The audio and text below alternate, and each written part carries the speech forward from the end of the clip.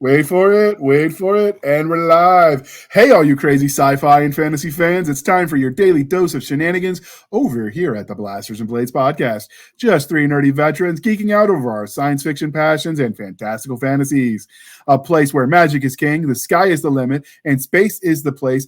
The veteran podcast where no bullshit is too deep for us. We are the podcast that puts the fun in dysfunction. So without further ado, we're going to let our guest, Mr. Tripp Ainsworth, introduce himself to you crazy viewers out there in podcast land.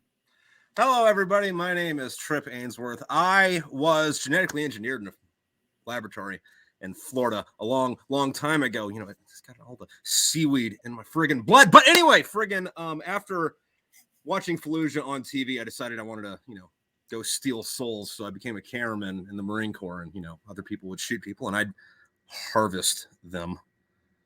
But after I got out of the Marine Corps, I started writing and, painting and all that. And I'm the author of the Smoke It Fairy Tale series. And I thank you very much for having me on the show today. I think it's going to be a fun one, given the spicy nature of our pre-show shenanigans. When all else fails, we can blame Stabby, and you can send all the hate mail to her. It's linked in the link tree now. If she makes you cry, that's on you, bro. We warned you. And Nick will read behind her, and he will judge you. I'm just saying. I'm here for it. I do like to judge. You do. All right. The next part of the introduction, dear listeners, how we first found them. So he came to us through a circuitous route through friend of the show, Mr. Steve Caldwell. I'm probably butchering his last name. We just call him Steve. It's easy that way. But he said, hey, there's this veteran who's got cool books. You'll like them. Have him on the show. And I was like, oh, cool books. And since he writes nice reviews of my books, I'm like, I can't tell him no. So here we are. Steve is a good guy. He reads a lot. He does. I've talked to him on FaceTime a few times, and it's like, he'll be like stumbling through his house, and it's like, bro, is that a den, or did like a library close down and you just have 47,000 copies of all these friggin' books because you're a fucking hoarder? Oh no, you've read these. Okay, so you're not technically a hoarder, because a hoarder wouldn't have read them. They would have just thrown them on the floor and not have them organized on the, why do you have so much of this shit? Like, I got a book room. But, it's not the fucking lost library of fucking Alexandria.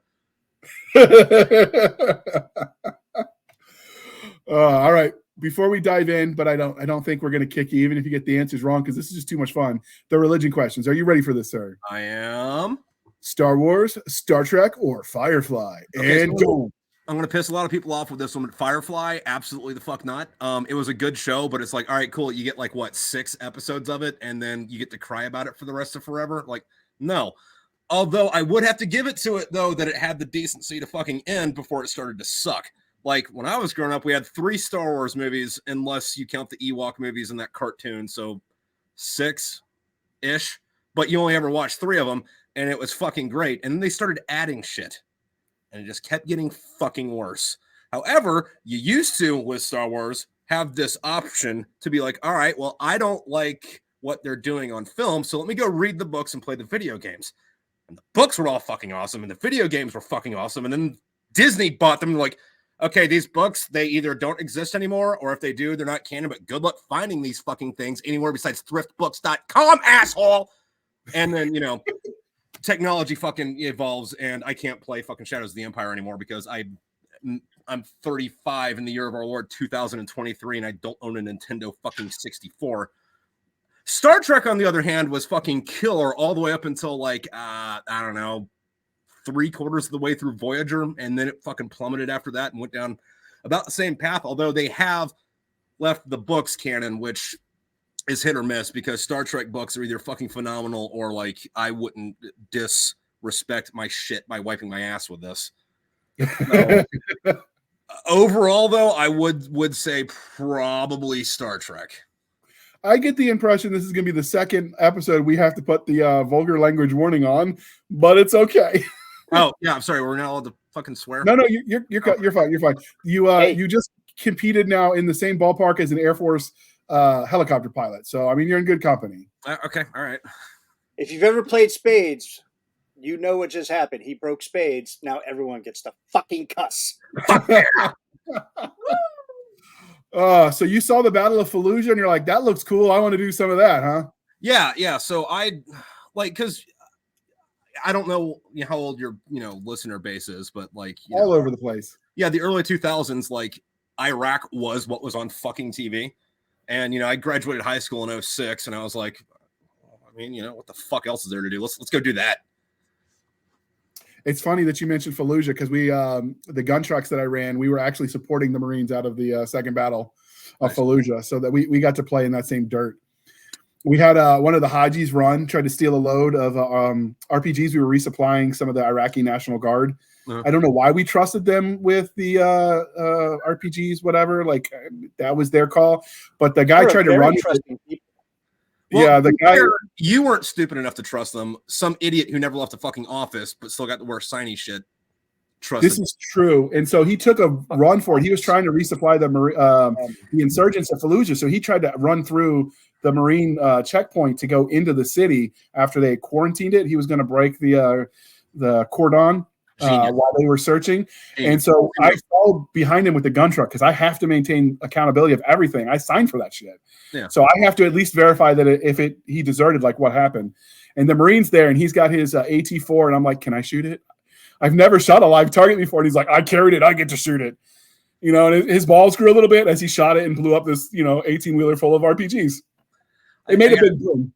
I got a story similar to that. We were outside of fucking goddamn Balabaluk in Afghan in like 08. We're in this, observation post and we're watching this street and we're with a cat platoon, which if you don't know what that is, it's combined anti-armor team. So like the platoon's job is to kill tanks, but Afghans don't have tanks. So it's a bunch of dudes with fucking tow missiles and javelins and etc. Anyway, we're watching this road and this dude, rolls up, he's half a mile away and he's digging a hole in the road and we're watching him and we're like, hey, this guy's digging a hole in the road. He's taking shit out of the truck. He's putting it in the hole. And then we're like, hey, we go to the lieutenant, and the lieutenant was an awesome dude. We called him the Sirbot because we refused to believe that he was prior enlisted. We thought that he was actually a dit-powered robot sent back from the future to save mankind. But we were like, hey, sir, there's a guy digging a hole in the road and he's putting shit in the road. Can we shoot him with a tow missile? And the lieutenant's like, no. And we're like, man. The lieutenant's like, we have air on station. Why the fuck would we waste our shit? So we're like, fuck yeah, we're going to watch 1,000 pounds of fucking explosive scream off of an F-16 and wax some fucking dude, right? So we're watching him. Lieutenant's like, hey, bird's like fucking, 120 seconds out or whatever. And then poof. And we're like, oh no, what happened? Lieutenant calls off the bird. We get down there. Dude blew himself up on accident. We're picking him up. You fucking piece of shit. I want to see a goddamn JDAM kill one fucking guy. Do you have any idea how bored I am here?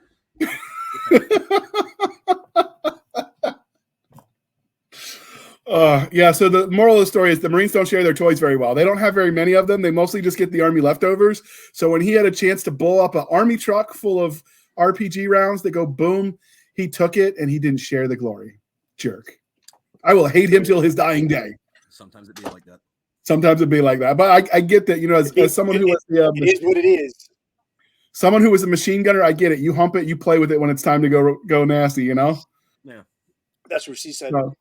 Yeah, I knew you were going to say that, Nick. That's why I love you, man. All right, so I said that today. Yeah, the next religion question. Are you ready for this, sir? You're going to break some more hearts, I'm sure. But Game of Thrones, Wheel of Time, or Lord of the Rings? Well, if we're talking strictly about the books, I'm going to go with Lord of the Rings because it ended. Valid. I'm staring at the camera for effect. For all you guys that are listening, on film though, I'm probably also gonna go with Lord of the Rings because like one of my favorite movies growing up was that like cartoon Hobbit movie where sing that same song like 19 fucking times in a row, and they get the entire some of the story, enough of the story to make sense into like 45 minutes. And like when I was a kid, I was like, that movie's like 6 hours long. I bought it on DVD, and it's like, this movie's 45 fucking minutes long. How'd they fix all that shit in there? But the goblins still creep me out. So, were they goblins? They were goblins. They were goblins in that one. They weren't orcs yet. Okay. Yeah. All right. So that's a good answer. All right. And because we like Stabby and we don't want her to stab us, we have the new religion question. Because she wants to prove that we're not like knuckle dragging troglodytes. I mean, we are, but she's not. So coffee or tea, and how do you take it? That's a tough one. Though since I am originally from the South, I will say tea if we were talking about sweet tea. And if iced. we're talking about bullshit you drink in the morning, then I'm gonna go with coffee. And by coffee, I mean I'm gonna have a cup of half and half. that's cut 50-50 with coffee. I do that too, but then I make the coffee extra strong to balance it out because I need industrial grade jitters with my coffee. I mean, I'm going to drink 6 or 8 of them, but like I also really like milk, and it's like, well, I can drink both these at the same time. Why not? So when you Marines were over there, did you ever do the Folgers dip, or was that an Army thing? Like where you take the fucking like little Folgers fucking instant coffee bullshit and just like treat it like it's fucking shoe. Yeah. Yeah. I mean, I want to say no to preserve my dignity, but no. Yeah. I get it. In a storm. When you run out, it is what it is. When I was there in the early war, we only had that, or you could, for energy drinks, it was all Red Bull or nothing. We didn't have all that other stuff that was out. No Rippets yet? Yeah, we didn't have Rippets yet. That was mid 2005 when Rippets started showing up, and I remember it having a carrot aftertaste, and I was like, "Oh, this is good." What the fuck?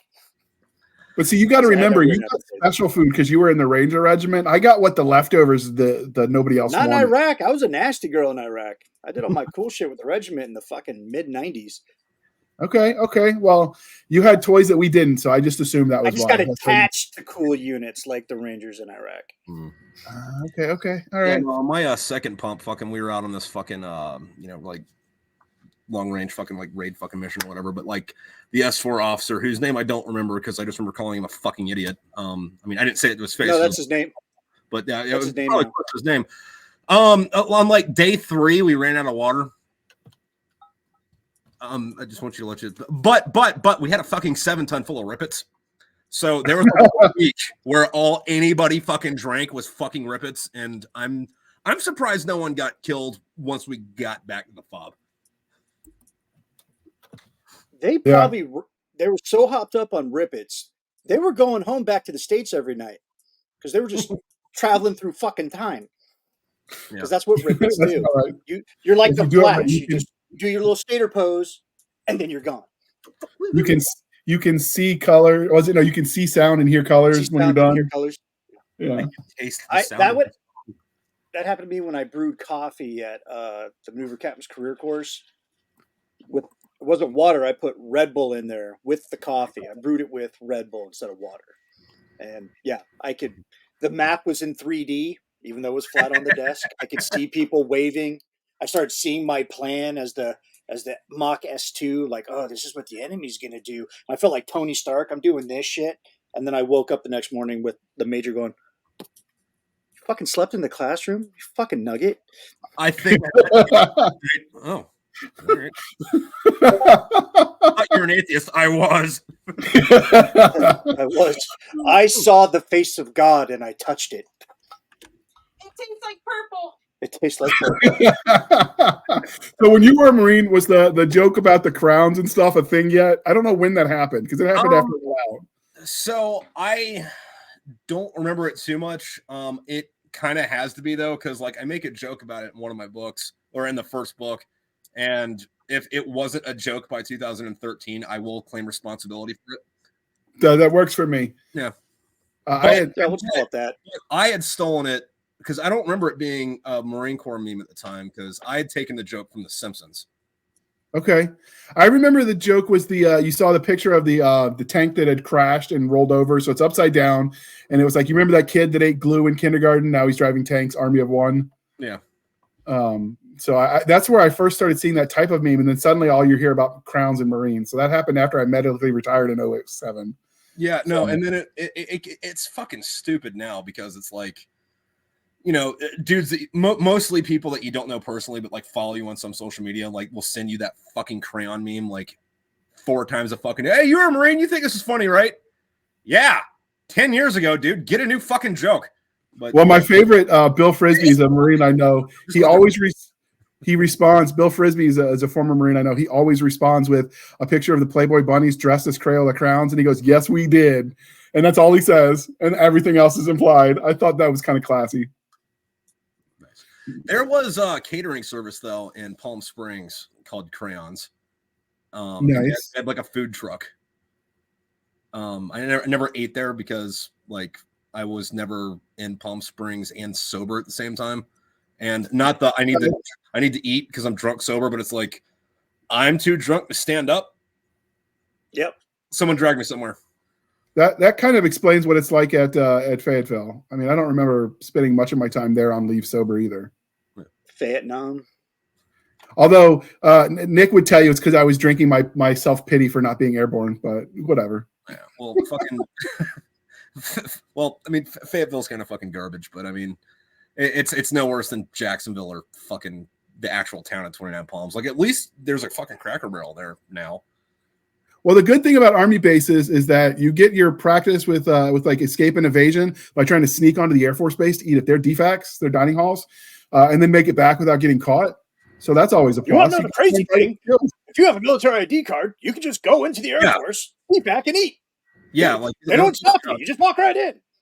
Well, the Primo battalions generally had rules against it, so that's why you had to sneak. That's dumb.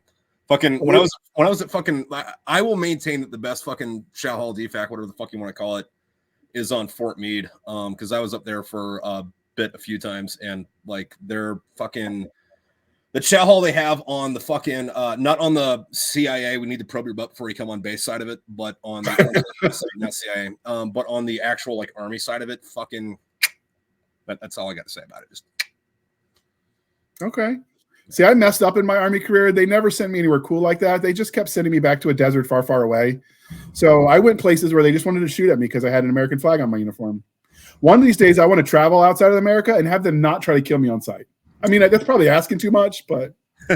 Well, it's funny because, like, you come back from Afghanistan, you land at March Air Force Base, get on a fucking bus in the middle of the night and go back to 29 Palms and get off right when the sun rises over the mountains. And you're like, did they bring us home?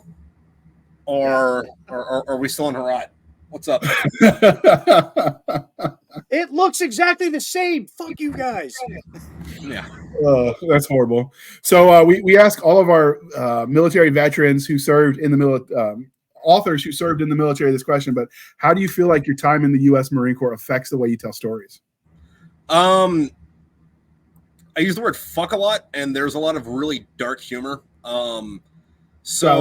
Like one of the things I did in the Smoke It Fairy Tale series is like, it's one big story. It follows about the same characters. Like there's always bleed over characters from one to the other.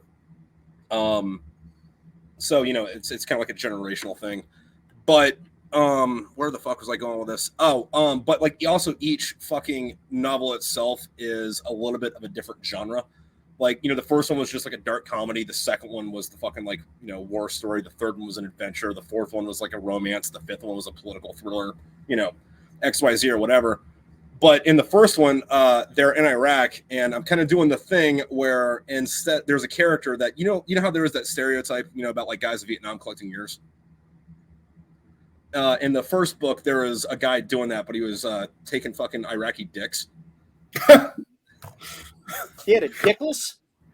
Yeah, around, and he had like a Ziploc bag just full of fucking cocks. And he was like, yeah, this is a micro penis. This guy was like a fucking horse. This one was a little hard to get off. Dick jewelry is up and coming. Yeah.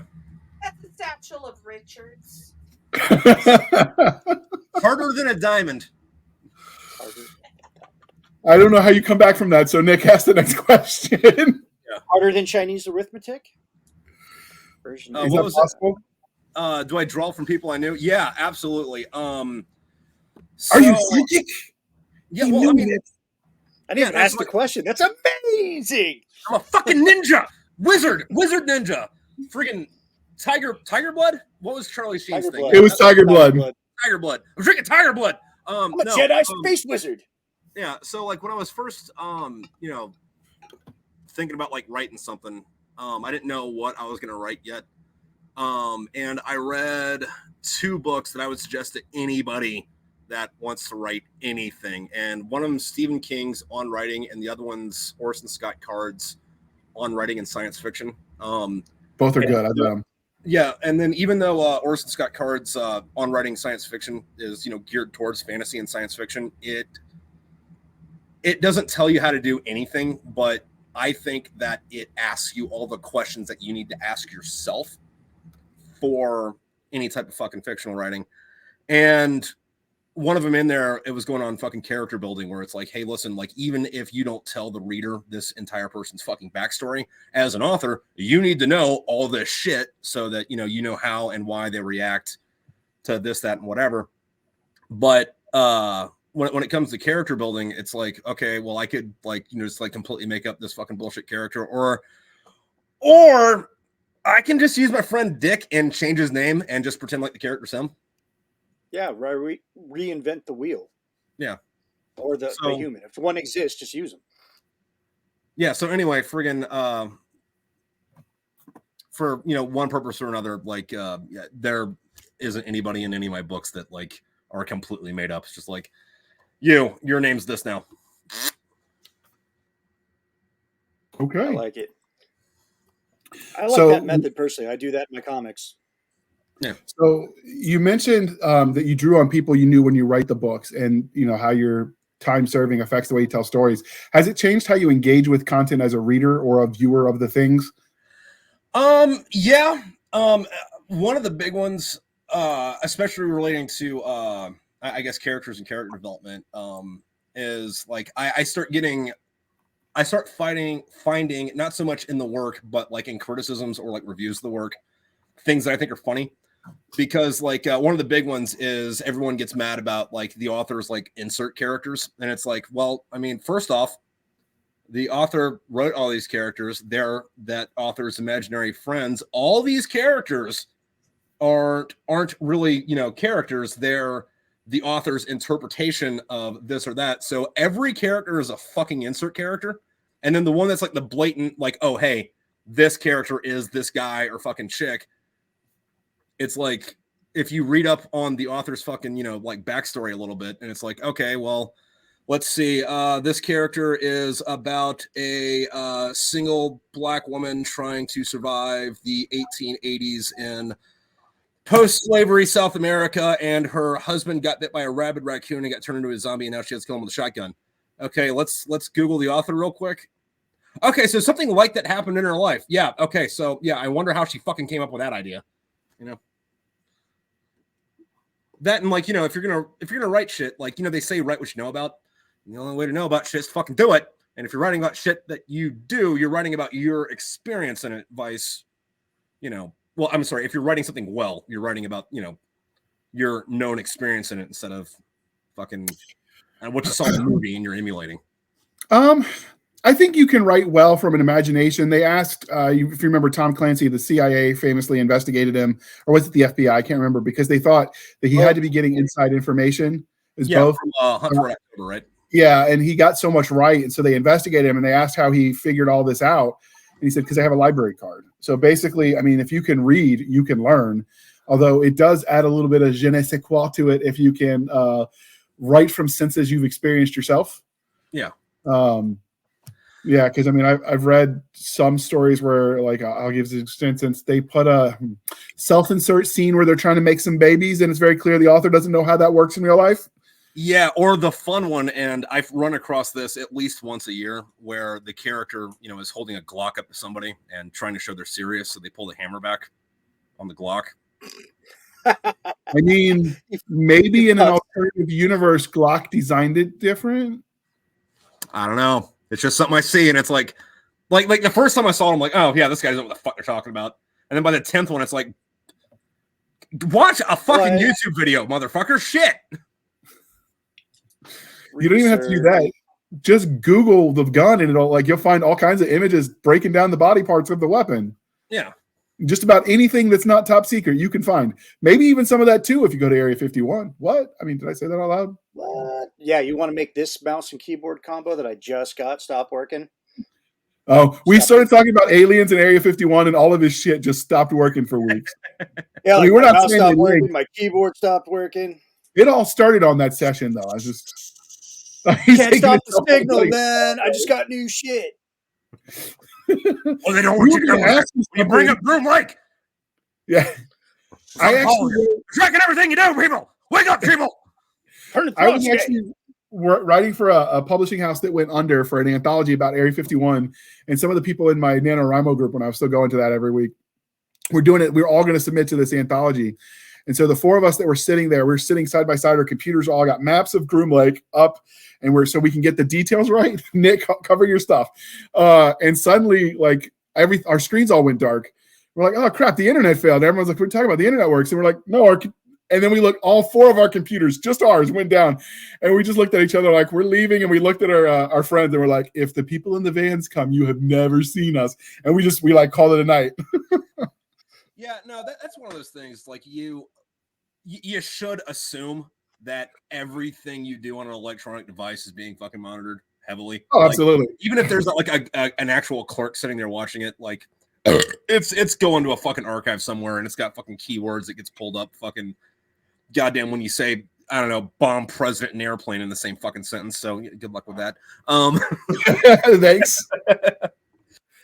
But like that's one of those things where like I don't get certain things like people who buy drugs on the internet and like people who like download kiddie porn. It's like, bro, why doesn't the FBI show up to your house like immediately after you fucking type whatever the fuck it is into Google, you know?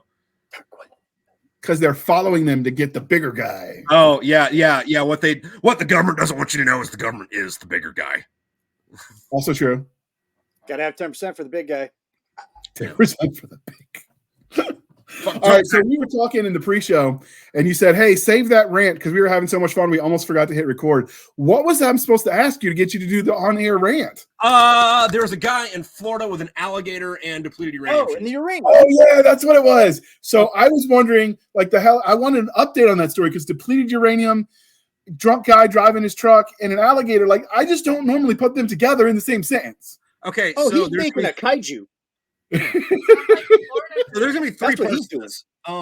The first one is the reason so much crazy shit seems to come out of Florida is because Florida has this transparency law where if you're a journalist, you can go to the police station and just get any fucking information you want. Like no Freedom of Information Act, just fucking give it to me. So if they're having a slow news day, they just go to the police station and like, hey, give me all the police reports from like last week. And then boom, they got something to write about. That's step one in this story. All right.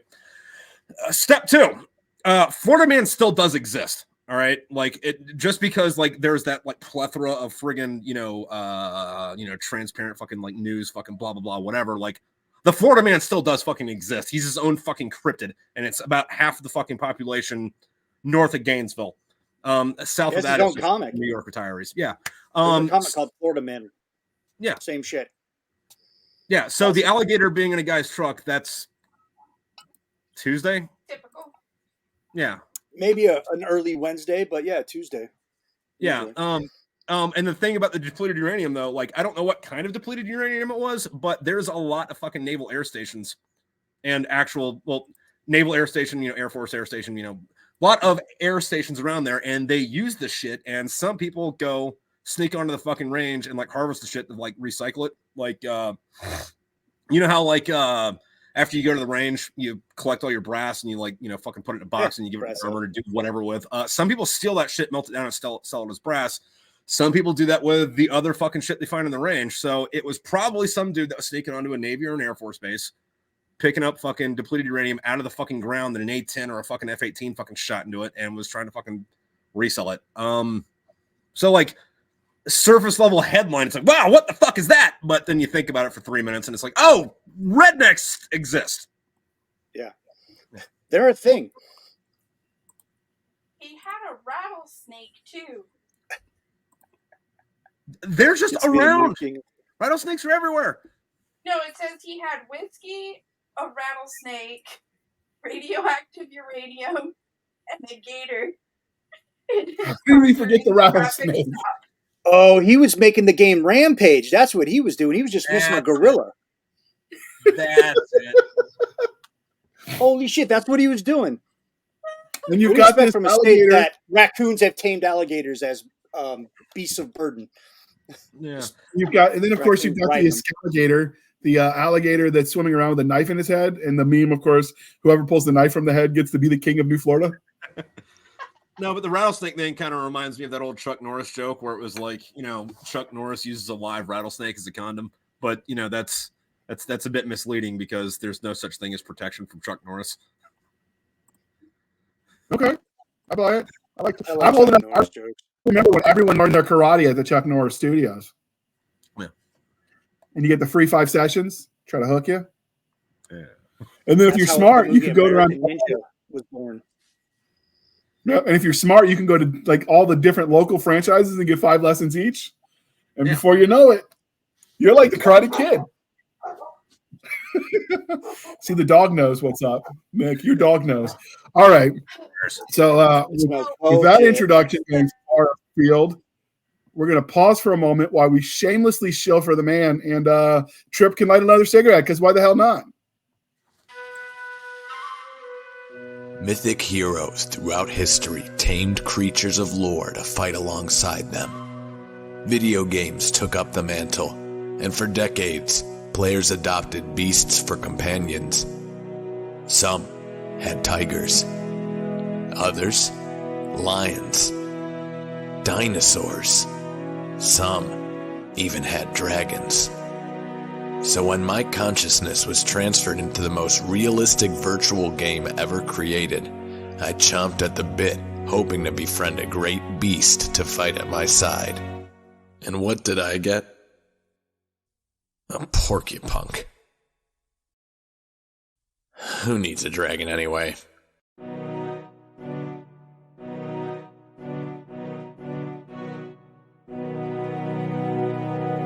Read a book.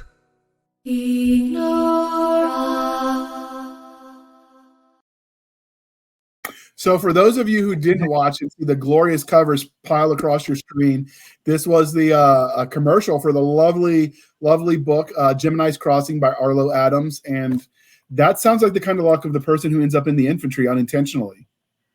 Oh, yeah. But thank you for sticking with us through that commercial interlude. We appreciate it, dear listener, dear viewer. And with that being said, we're going to throw this glorious art house image up on the screen, because I'm digging your cover. Marble Man, it's got some Cowboy Killer cover right there. Actually, the Cowboy Killer one's like $4 or $5 into it, so It does get better. Well, while you tell us how you came up with the art for these, I'm going to scroll through. Okay, so the art for these are all packs of cigarettes that are just different enough from what I'm, referencing to not get sued. And blood does make the grass grow, so I'm good there. Yeah, like these ones are like Marlboro NXTs. That's an alligator with a knife in its head.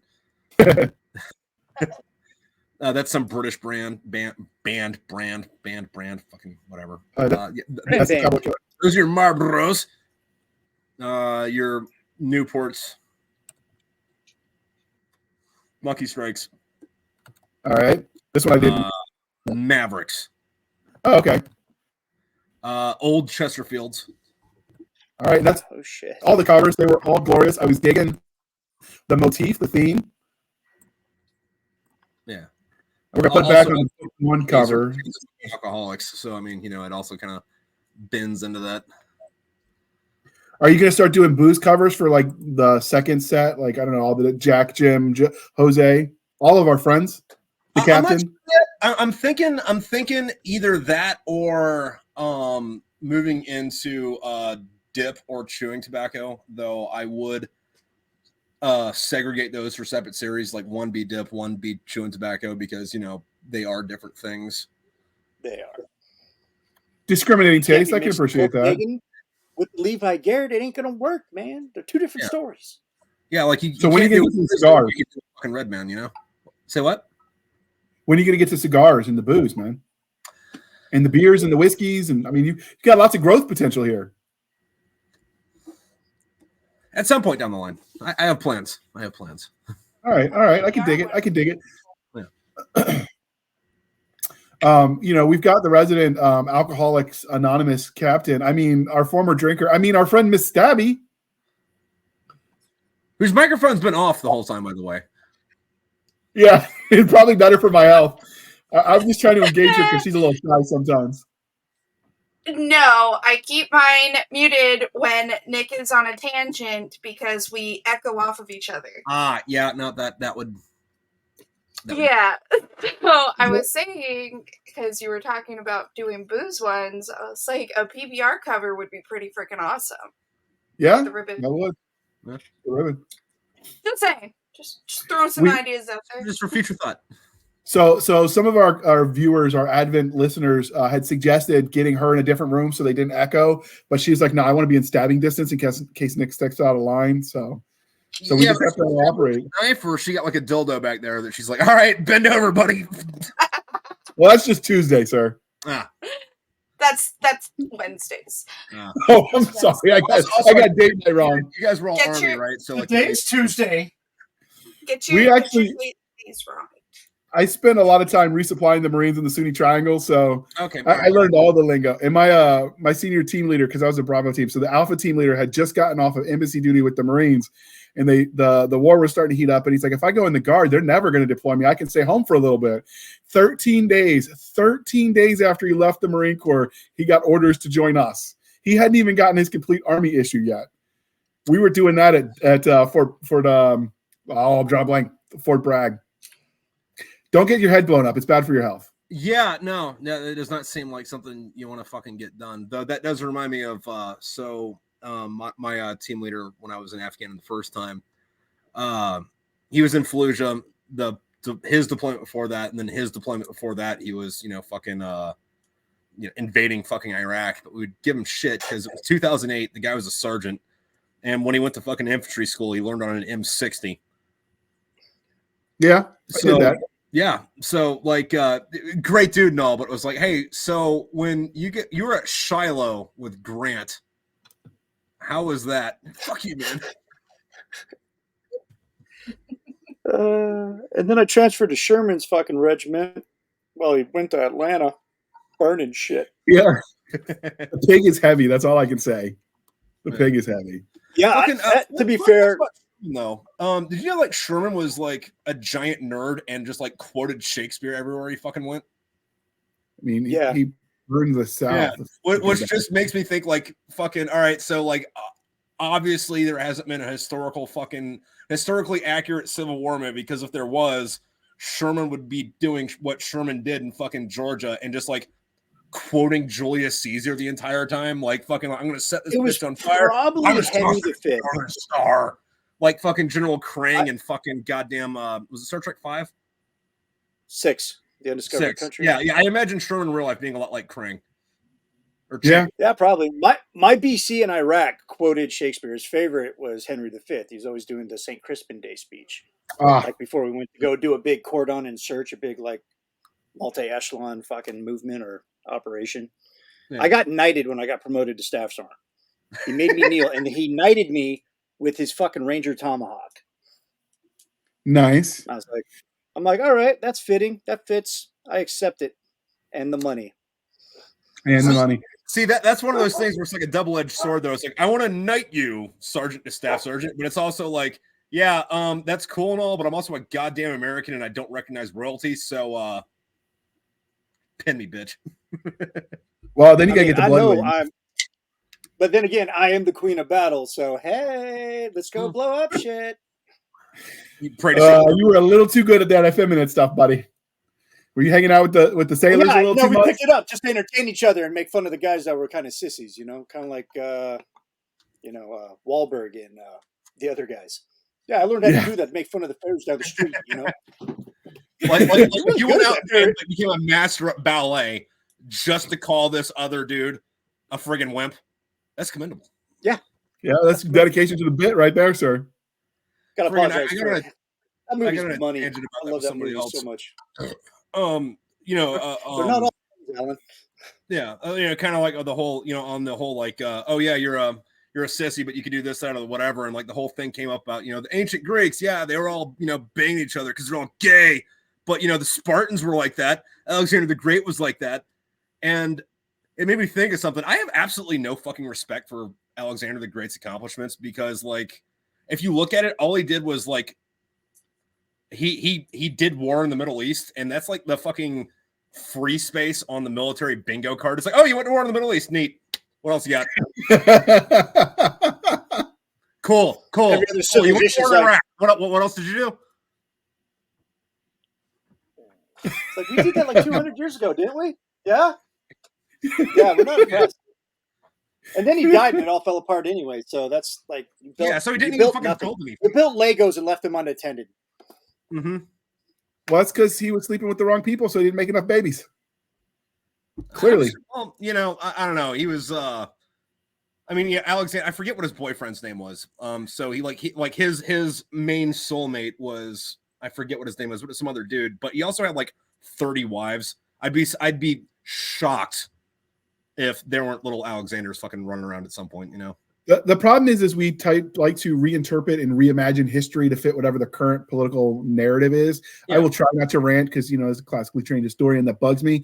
And so you can always tell whatever the narrative of the day is because suddenly they're finding it all over the place. Like, everyone's a schizo. Like, sir, unless you did like a detailed interpretation and like sat him on your couch, you don't know that. Shut up.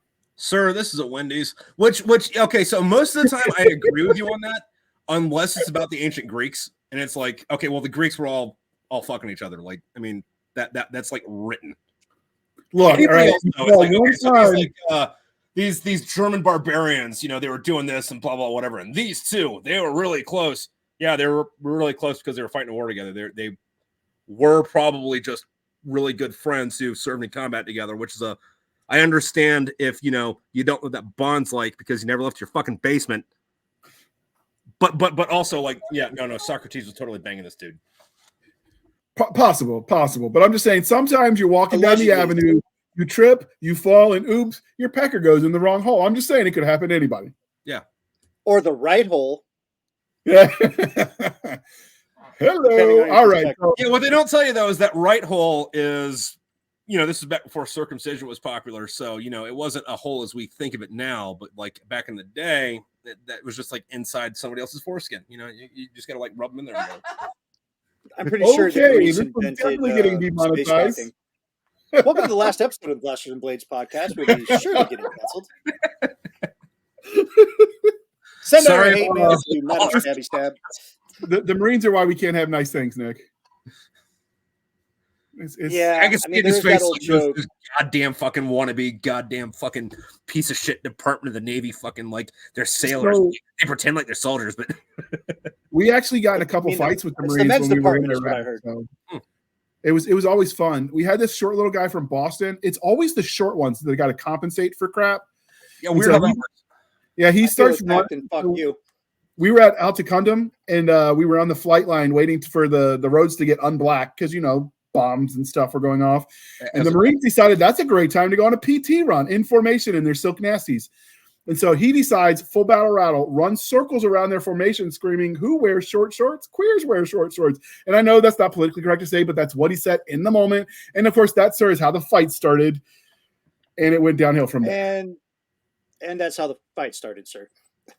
Yeah, it was fun though. I mean, you got to get your energy out somehow. So why not roll around? Also though, like at that point, like that seems like a fucking stupid situation in the first place. Like, hey, has this road been cleared? No. Let's go like stomp our feet on it. That sounds like a great idea, sir. Like, okay, we were inside the wire. We were inside the wire. So technically, in theory, everything there had been cleared.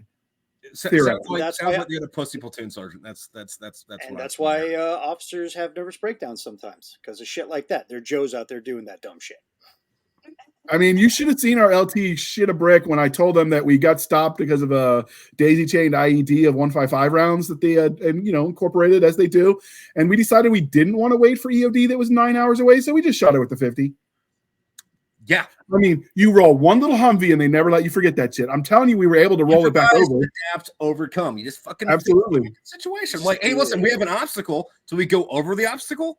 Or do we get rid of the obstacle? Like, bro, we got the artillery for it. So the good news is because the Humvee rolled and it bent the hell out of our Haji armor turret, we did get them to build us an actual proper turret. So in the theory, we upgraded. The officers tend not to see it that way, though. They get all finicky about the parts and the supply change. Yeah, that's one of those things you got to think about where it's like, hey, is this good or bad? We'll see. Yeah, the other one was the Marine. I told you my senior team leader was a former Marine, and he's the one who taught me that gear adrift is a gift. Mm-hmm. And so I learned from him that there are no thieves in the military. There's only one thief in the military, and everyone else is just trying to get their crap back. Silent transportation of equipment to an alternate location. I dig it. There's an acronym for it. Write that down. Yeah, there's a 3-letter acronym for everything. Too many TLAs.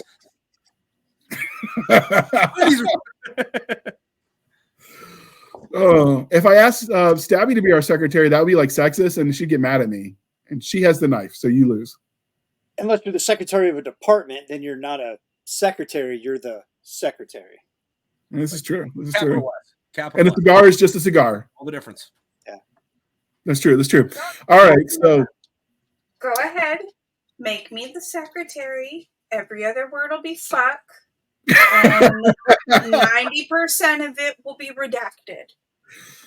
And that echo was for effect. She did that on purpose, people. She's really got the red button in the back that you can't see. All right. So, we've BS'd Army Marine stories about the war. We probably scared off all the normies.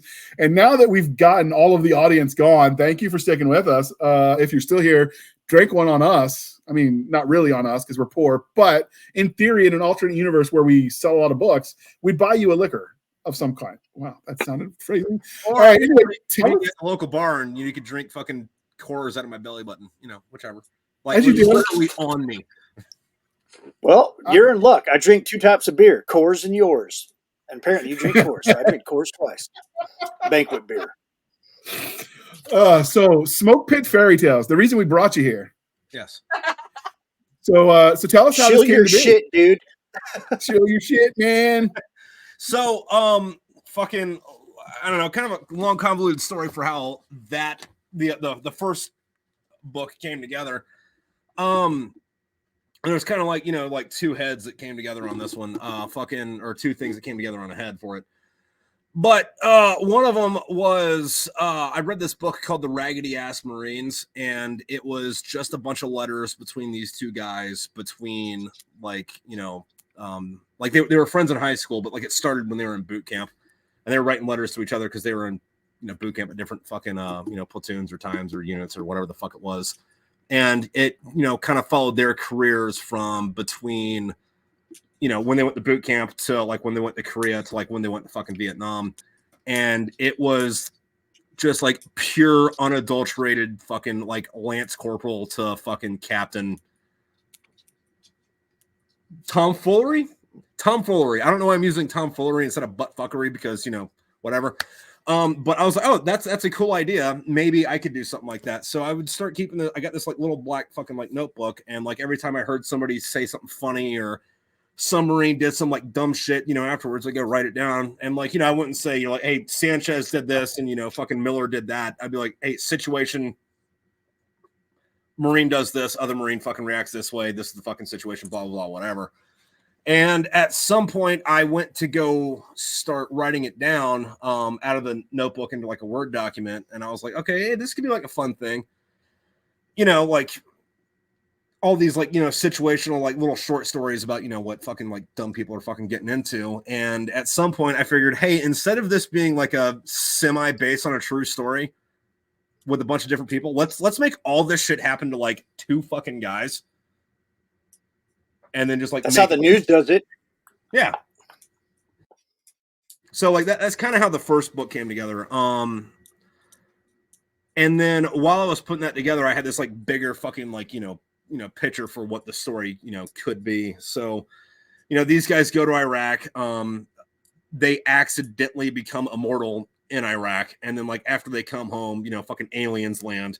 Because a lot of this story is like, when you're bullshitting with somebody and somebody says, oh, hey, this happened. And then somebody else is like, hey, that's really cool, but it'd be really funny if that happened. But like this happened too. So there's a lot of, I guess, that mentality in it. So these guys go to Iraq, accidentally become immortal, fucking aliens fucking land. They end up going to fucking war with Russia, who are using a bunch of alien technology. And anybody that's read my books, I would like to apologize formally right now. When I wrote the second novel, I thought Russia was a formidable fucking enemy.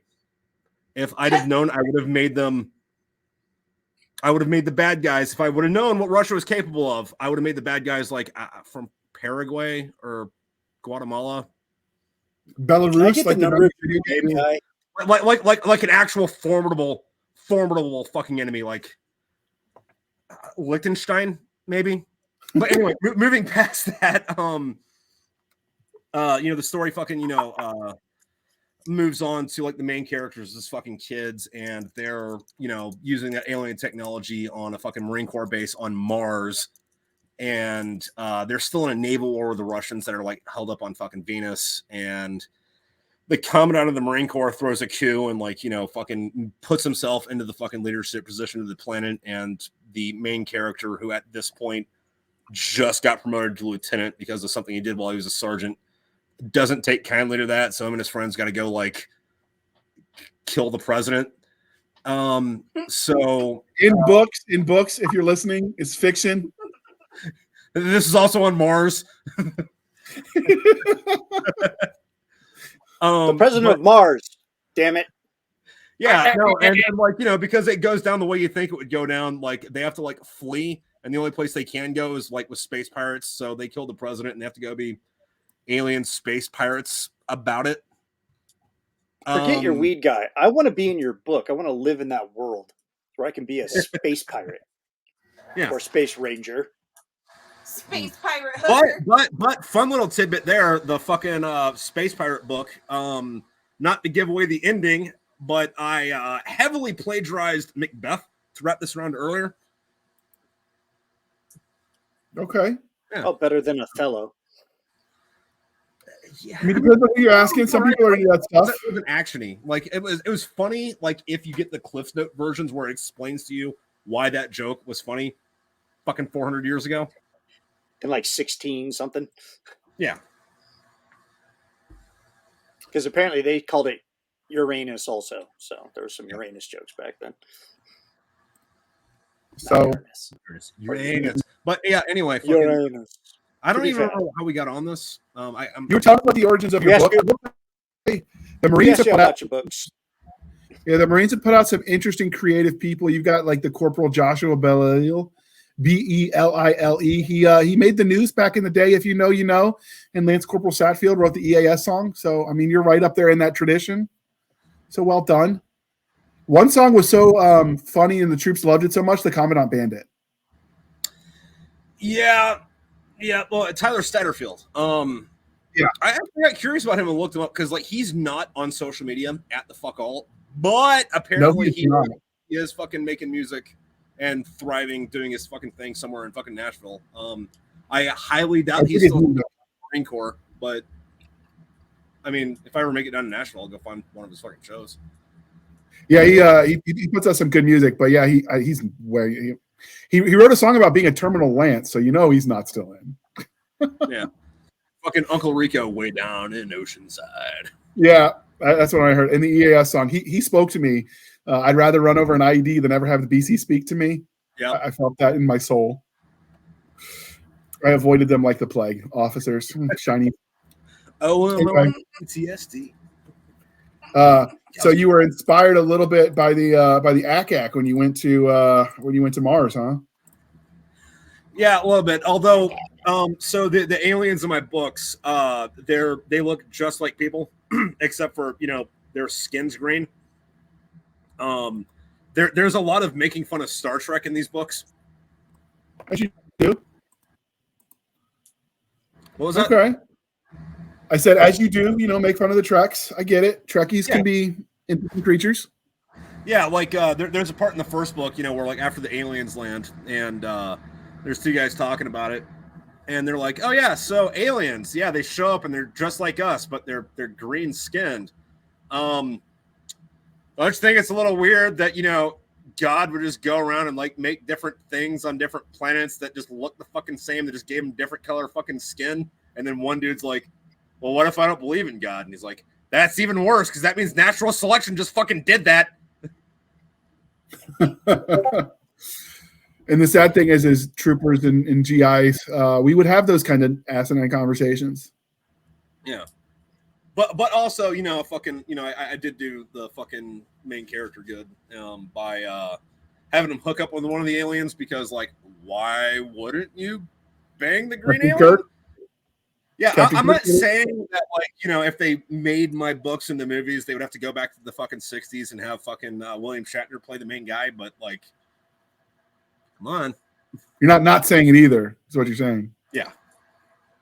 There's that funny meme about astronaut or scientists were saying that we couldn't reproduce with aliens, and the Marine is standing there. Not with that attitude, you won't. Exactly.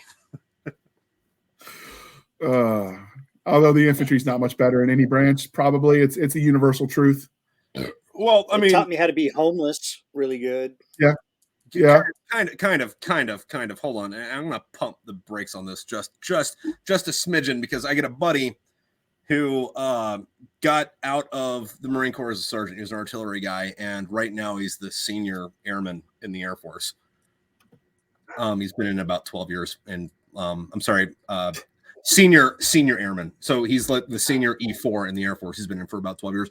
But the Air Force is making their own fucking infantry now, and I think we will have to start differentiating. So infantry or Air Force infantry, and that's something you're going to have to deal with in the next 10 years as far as your memes go. I'm so glad. Yeah. I just want to be a door gunner in the space shuttle, but they wouldn't hire me. Apparently, they don't make maternity spacesuits for fat guys. So there's that. Which is kind of dumb, because you don't need to run in space. It's all 0G. You just kind of like push off, you know? And I maybe I'm in weight standards in space. You don't know. That was one of the fucking funny things, though, in the fucking Marines. Like, I don't know what the Army or Air Force's fucking like height and weight fucking standards are. I know the Navy's are a fucking joke, but you know, like I was always a bigger fucking dude, you know, and you know, I'd have some other fucking Marines that were, you know, they were fat. I wasn't at the time, but it was like, bro, like it's just do shrugs. Like your neck will get bigger. It's okay. Just do shrugs. Like you don't have to go on a crash diet and run 40 miles a fucking week. Just do 19-inch your neck. neck will get bigger. Yeah. That's what I did. And then the other Like, hey, you option got a is PT test in 2 weeks, and I'm like, there's no way I'm going to lose 15 pounds. But Yeah. I can strengthen the neck. Not hard. the other way people did was the hemorrhoid cream. They'd rub it on their belly right where the tape would set, so it would tighten the skin right before. All right. It worked. We had a guy that was shit hot on a 50 cal, so we wanted him to stay, but he was a little bit on the plumper side. So we made shit happen, is all I'm going to say. You slather enough of that crap on. I mean, I'm just saying he walked a little funny for a week, but he passed that damn tape test. Moon's out, goons out. That's right. Yeah. No, and like that's the funny thing too, is like, because like fucking you know, especially the fucking ground guys, like you have a couple of jack dudes, but like most of the guys that know their shit are like, I don't know, scarecrows with a pot belly. Yeah. Yep. And it's like, okay, well, that guy's the literal god of death, but like you would never put that guy in a fucking magazine, you know? No. The other part of that was the when we were all said and done with that, and the LT walked up to see us, like, you know, handing him baby wipes to clean himself up at the end, and he goes like, "What the hell were you thinking, Handley? I'd have just pencil whipped that shit for him if you'd asked." Like, who asked their LT to break the rules for them? Come on, that's a trap. Yeah, like I've there are never met LTs that Typhoon. are cool, but I never know that was that cool. Yeah, ours had a really long Polish name that we could never pronounce, so we just called him My Cousin Vinny when he wasn't there. Nice.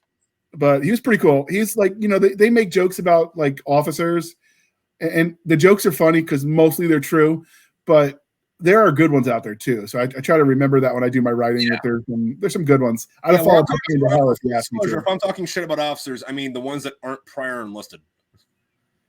Sometimes the prior enlisted ones can be problematic because they don't know to stay in their lane. I'm like, I get it. Yeah. You're in too, but you're a transportation officer now, sir. Let me do my job. The ones that do that shit were like E3s and E4s when they decided to fucking cross over to the dark side. I was a goddamn E6 promotable when I did that. I call it being prestiged, or the day in my memoirs, it's the day I got stupid. I actually know like in Call of Duty. Yeah, I know a guy that decided to take a commission when he made first sergeant, and now he carries around as a first lieutenant the first sergeant mug he drank out of because he's got a baby face, so it works. And he has all the Joes convinced that he stole the first sergeant's coffee cup, and they're all worried about his health.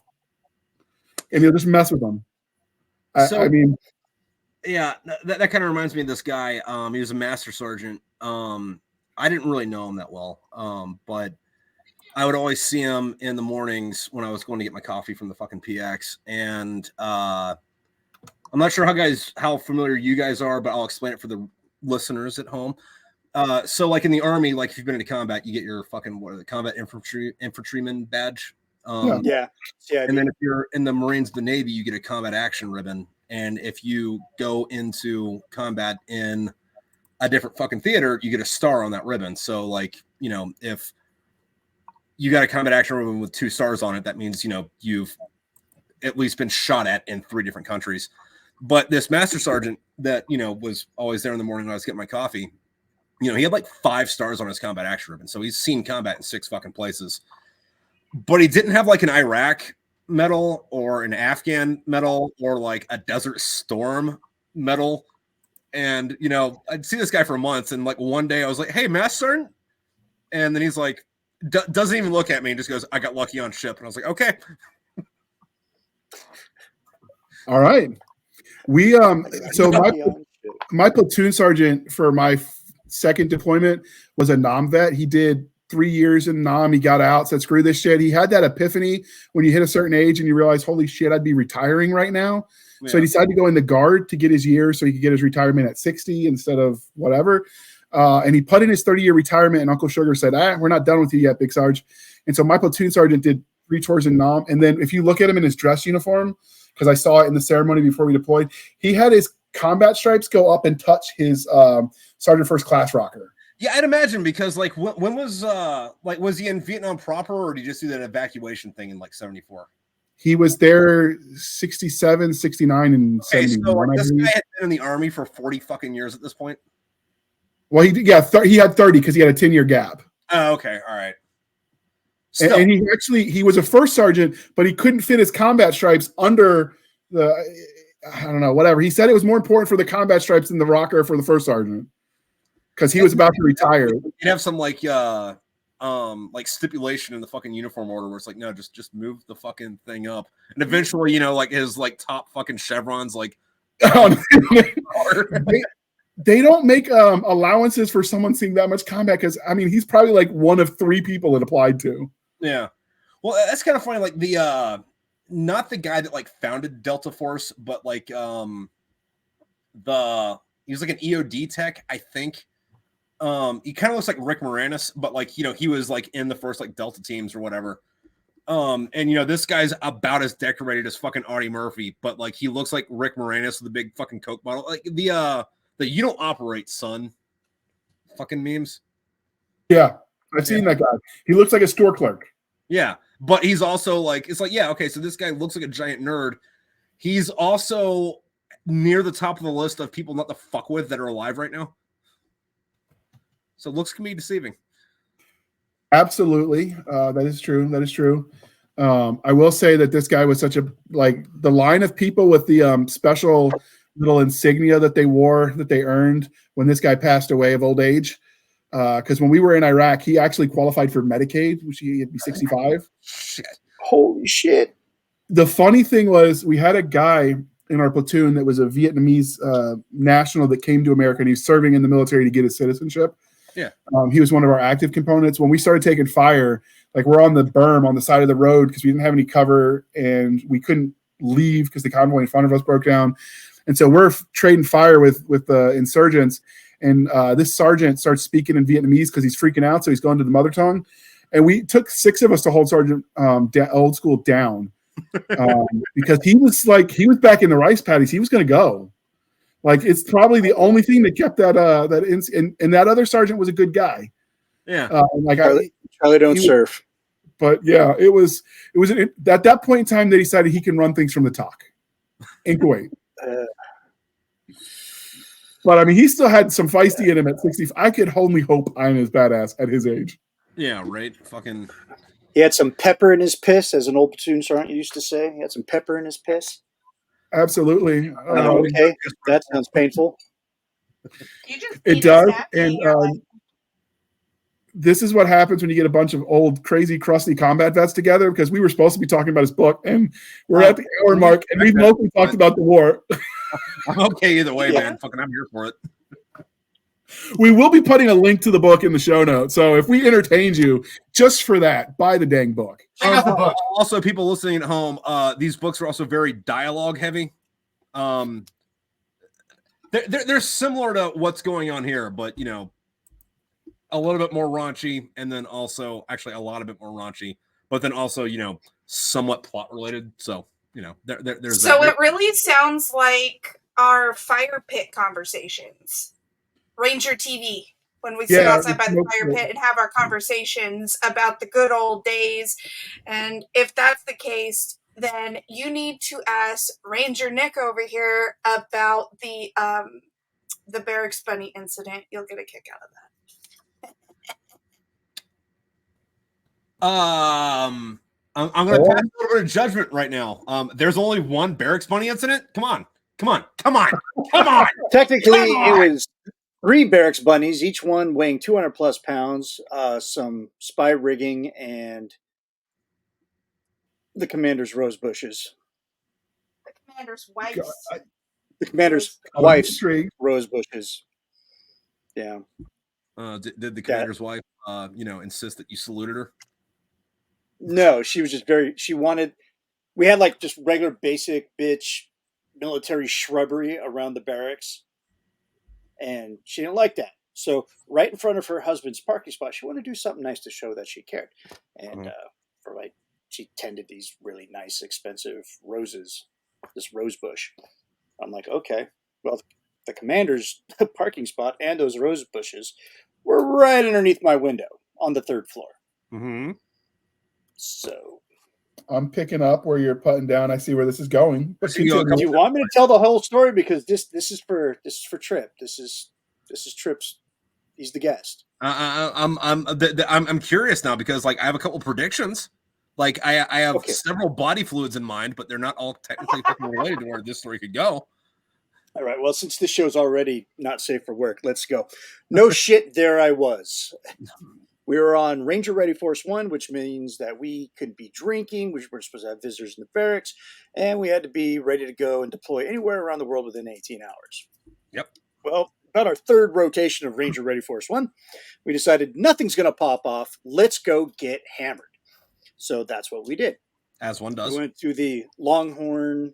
It was called the Longhorn. It was like a burger place in Tacoma, Washington. So we have a few beers. I was underage. I shouldn't have been drinking anyway, but hey, but that was fucking X amount of years ago. So fuck it. What are you gonna do, First Sergeant? Get me now. It was the 90s.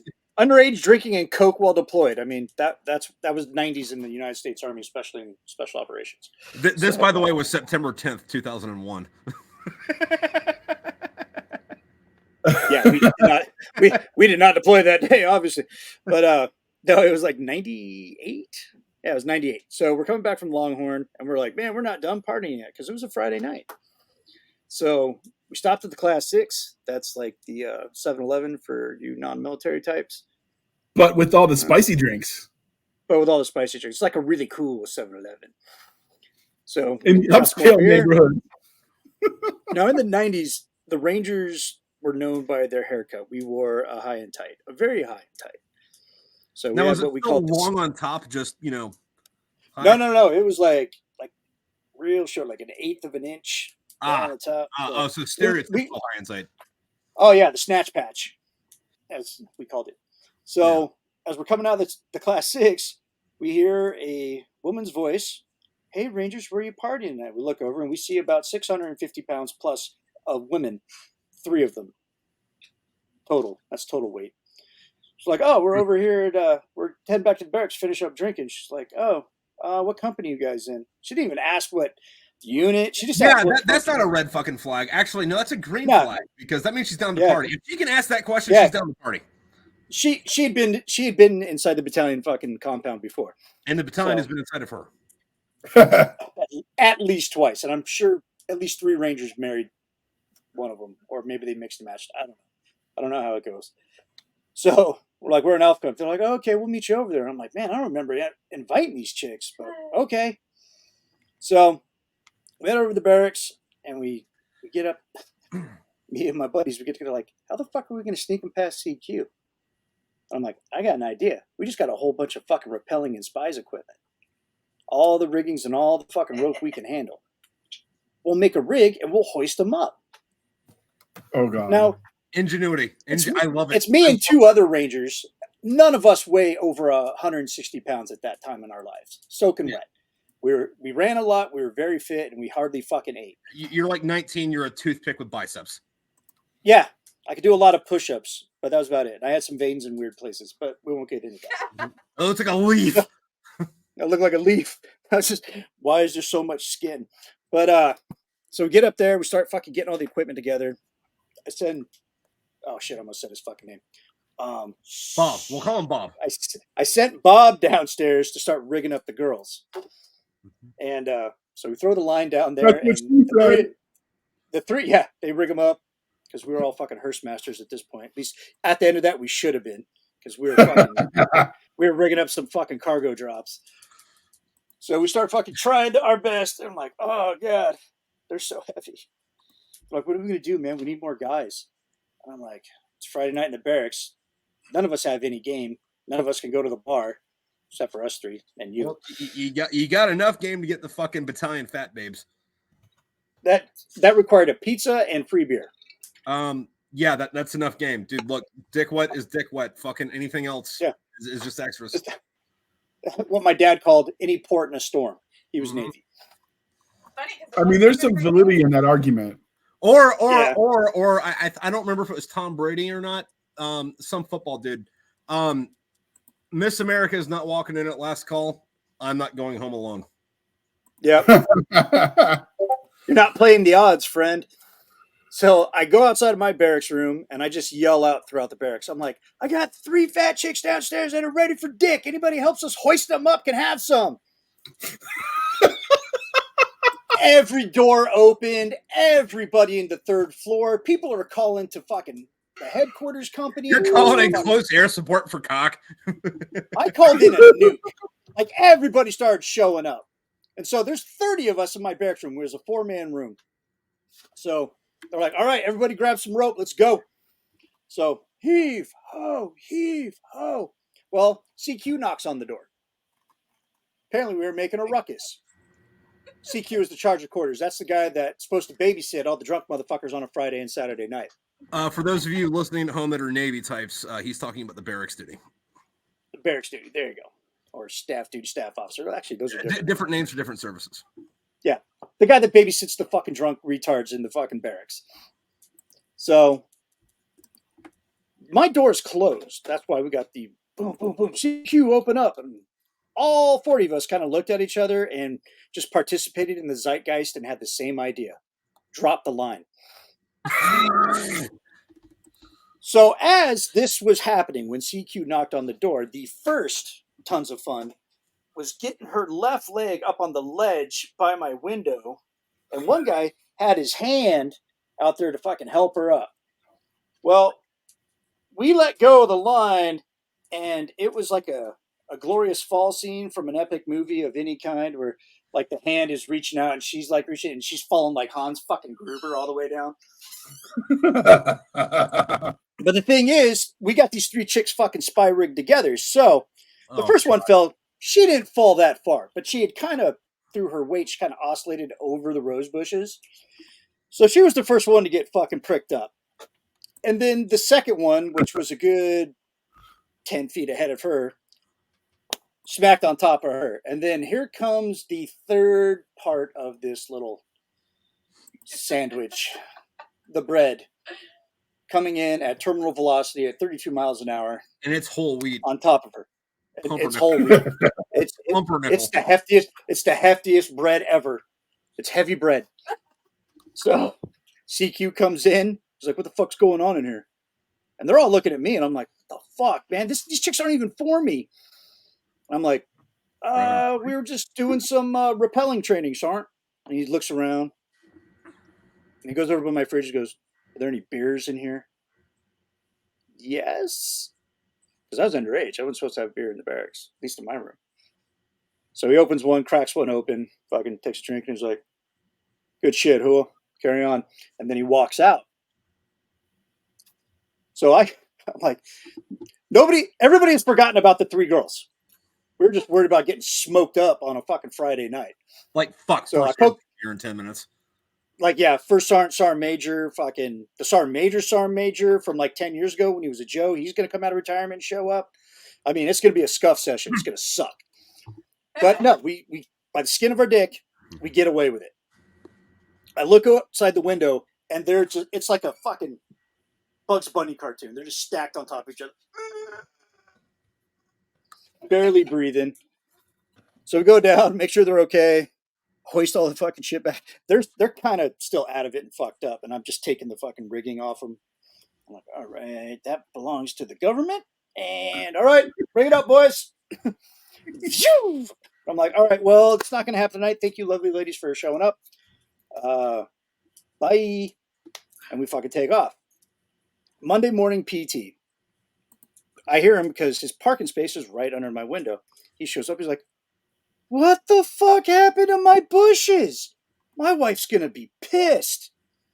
I'm like, oh, shit, he knows. Because Saturday and Sunday, we forgot to fix the bush. Okay, so not only did you not fix the bush, but you also nobody got any bush. The bush. Yeah. The bush, both bushes, or all four bushes had been neglected. Yeah. Like you're supposed to find, fix, flank, fuck. You found, you fixed, and then you fucked up. And then we passed up. We all thought it was a bad dream.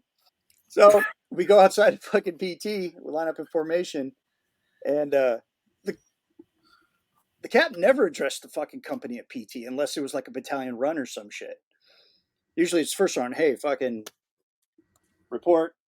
All right, they're all here, they're all here, they're all here. All right, cool. And then I hear from the back where the commander is standing, he's like, first on, I'd like to address the company. I'm like, oh shit, what's this about? Still not putting two to two together. Dumb Ranger. He gets up there and he's like, I want to know who fucked up my rose bushes. I'm not mad. I just want to know how it happened.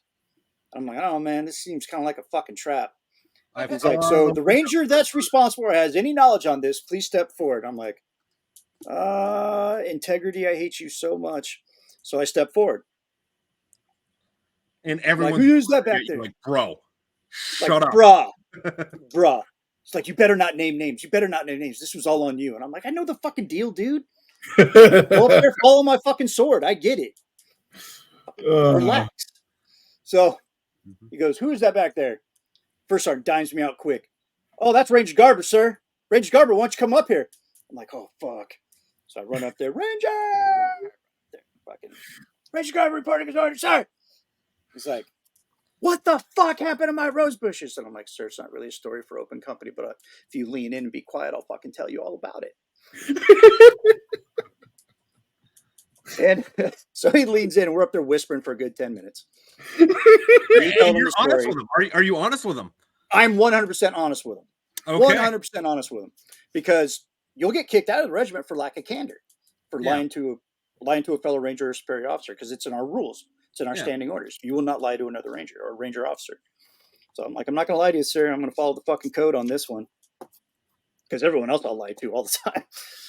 But they weren't rangers, so it was okay. You know, it's like so I tell him, and he starts fucking laughing. It starts off as a minor chuckle.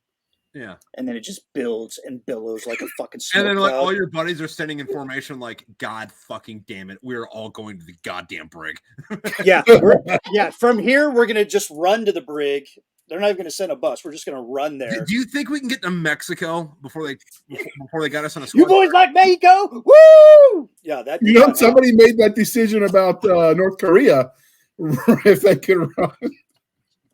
That fucking idiot. So he laughed so hard. He's like, God damn, Garber, I had such a hard weekend.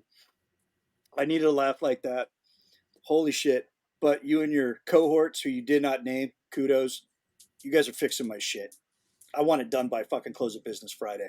Yeah, I don't care who your fucking friends are. Get them, fix that shit. He said cohorts. I remember him specifically saying, I don't know who your cohorts are. And I'm like, okay, so this guy's a student of history. Awesome. I don't think I had enough people to justify a cohort, but whatever. I don't know.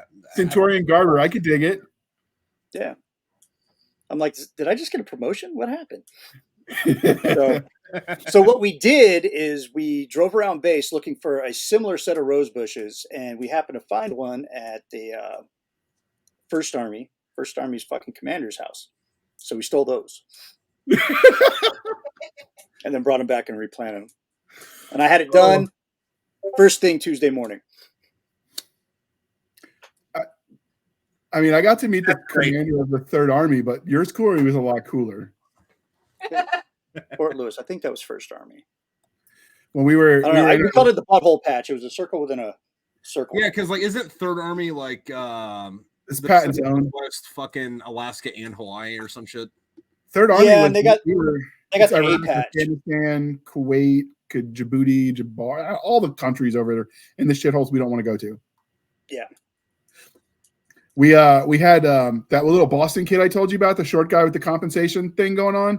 Yeah. He had been studying in college before the deployment, so he had been taking physics, and he wanted to see if what he learned about aerodynamics was true. So we're driving through Kuwait, and he's sitting in the back because he was my gunner. So he starts throwing glass bottles up, watching them hang time in the air because we're driving forward, and then crash to the ground. He could like time it. I don't know what he was trying to learn. Unfortunately, the commander of the Kuwaiti army was behind us that day. So all of those glass bottles just went right into the screen of the windshield of his lovely car. And so next thing I know, because, bumper numbers on Humvees are a thing, I got to report to the battalion commander, the sergeant major for the Third Army, and explain to him with my entire chain of command all the way up to that point, exactly why I was trying to create international incidences. Because they're fun.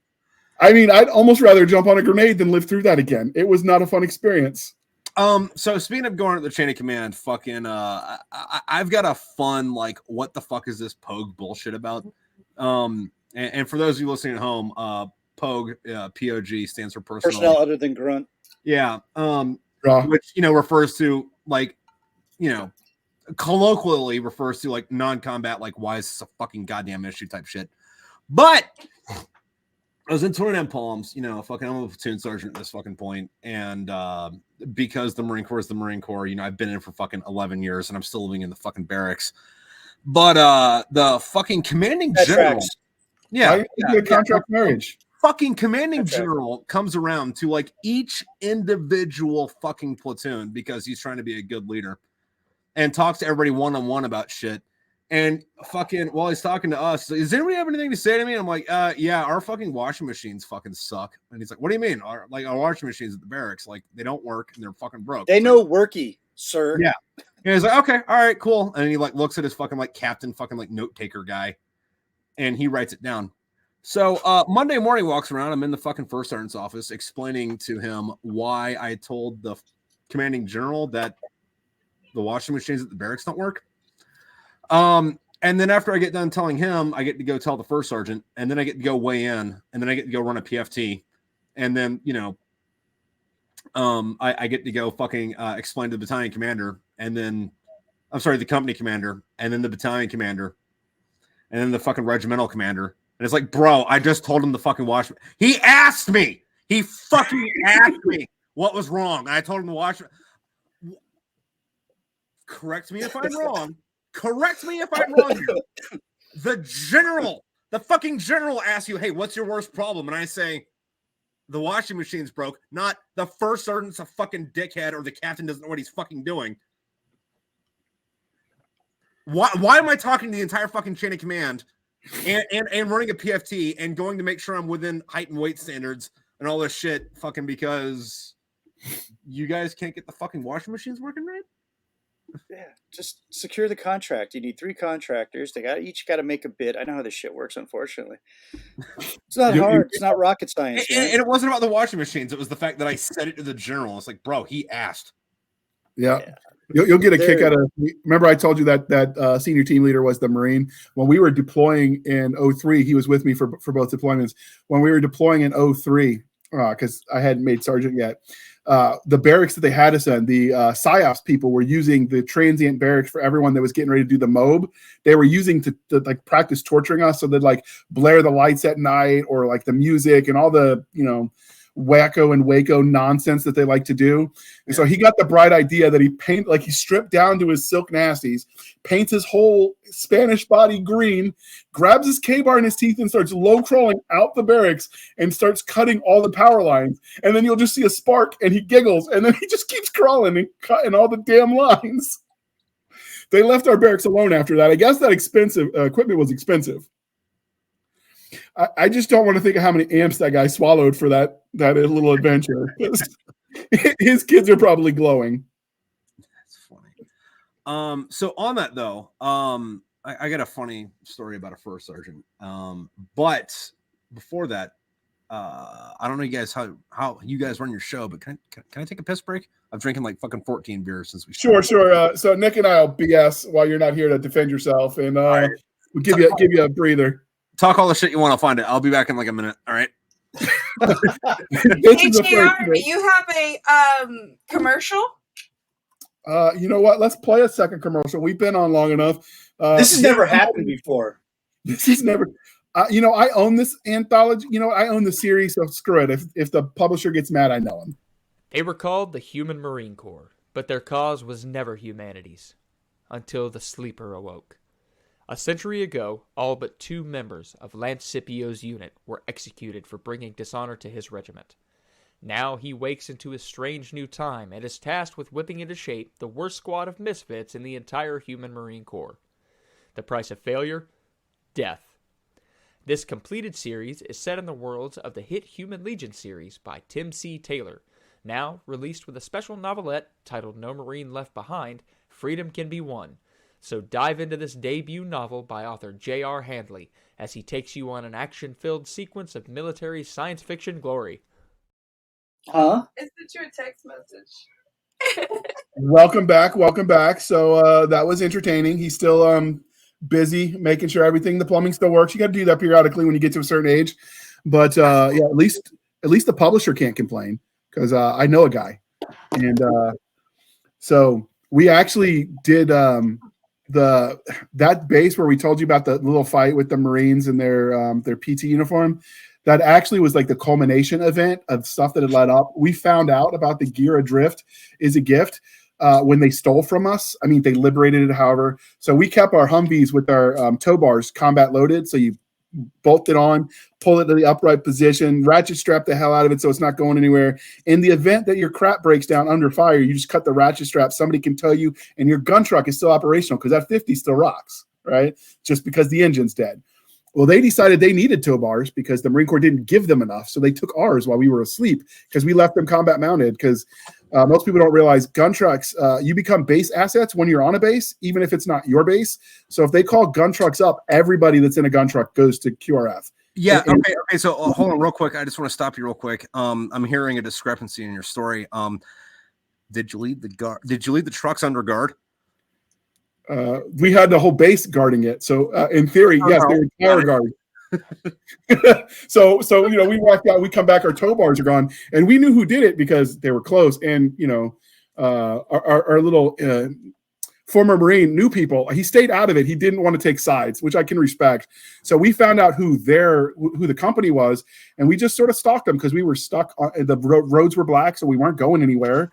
So we just sort of scouted it out, just laid there still, and they didn't see us.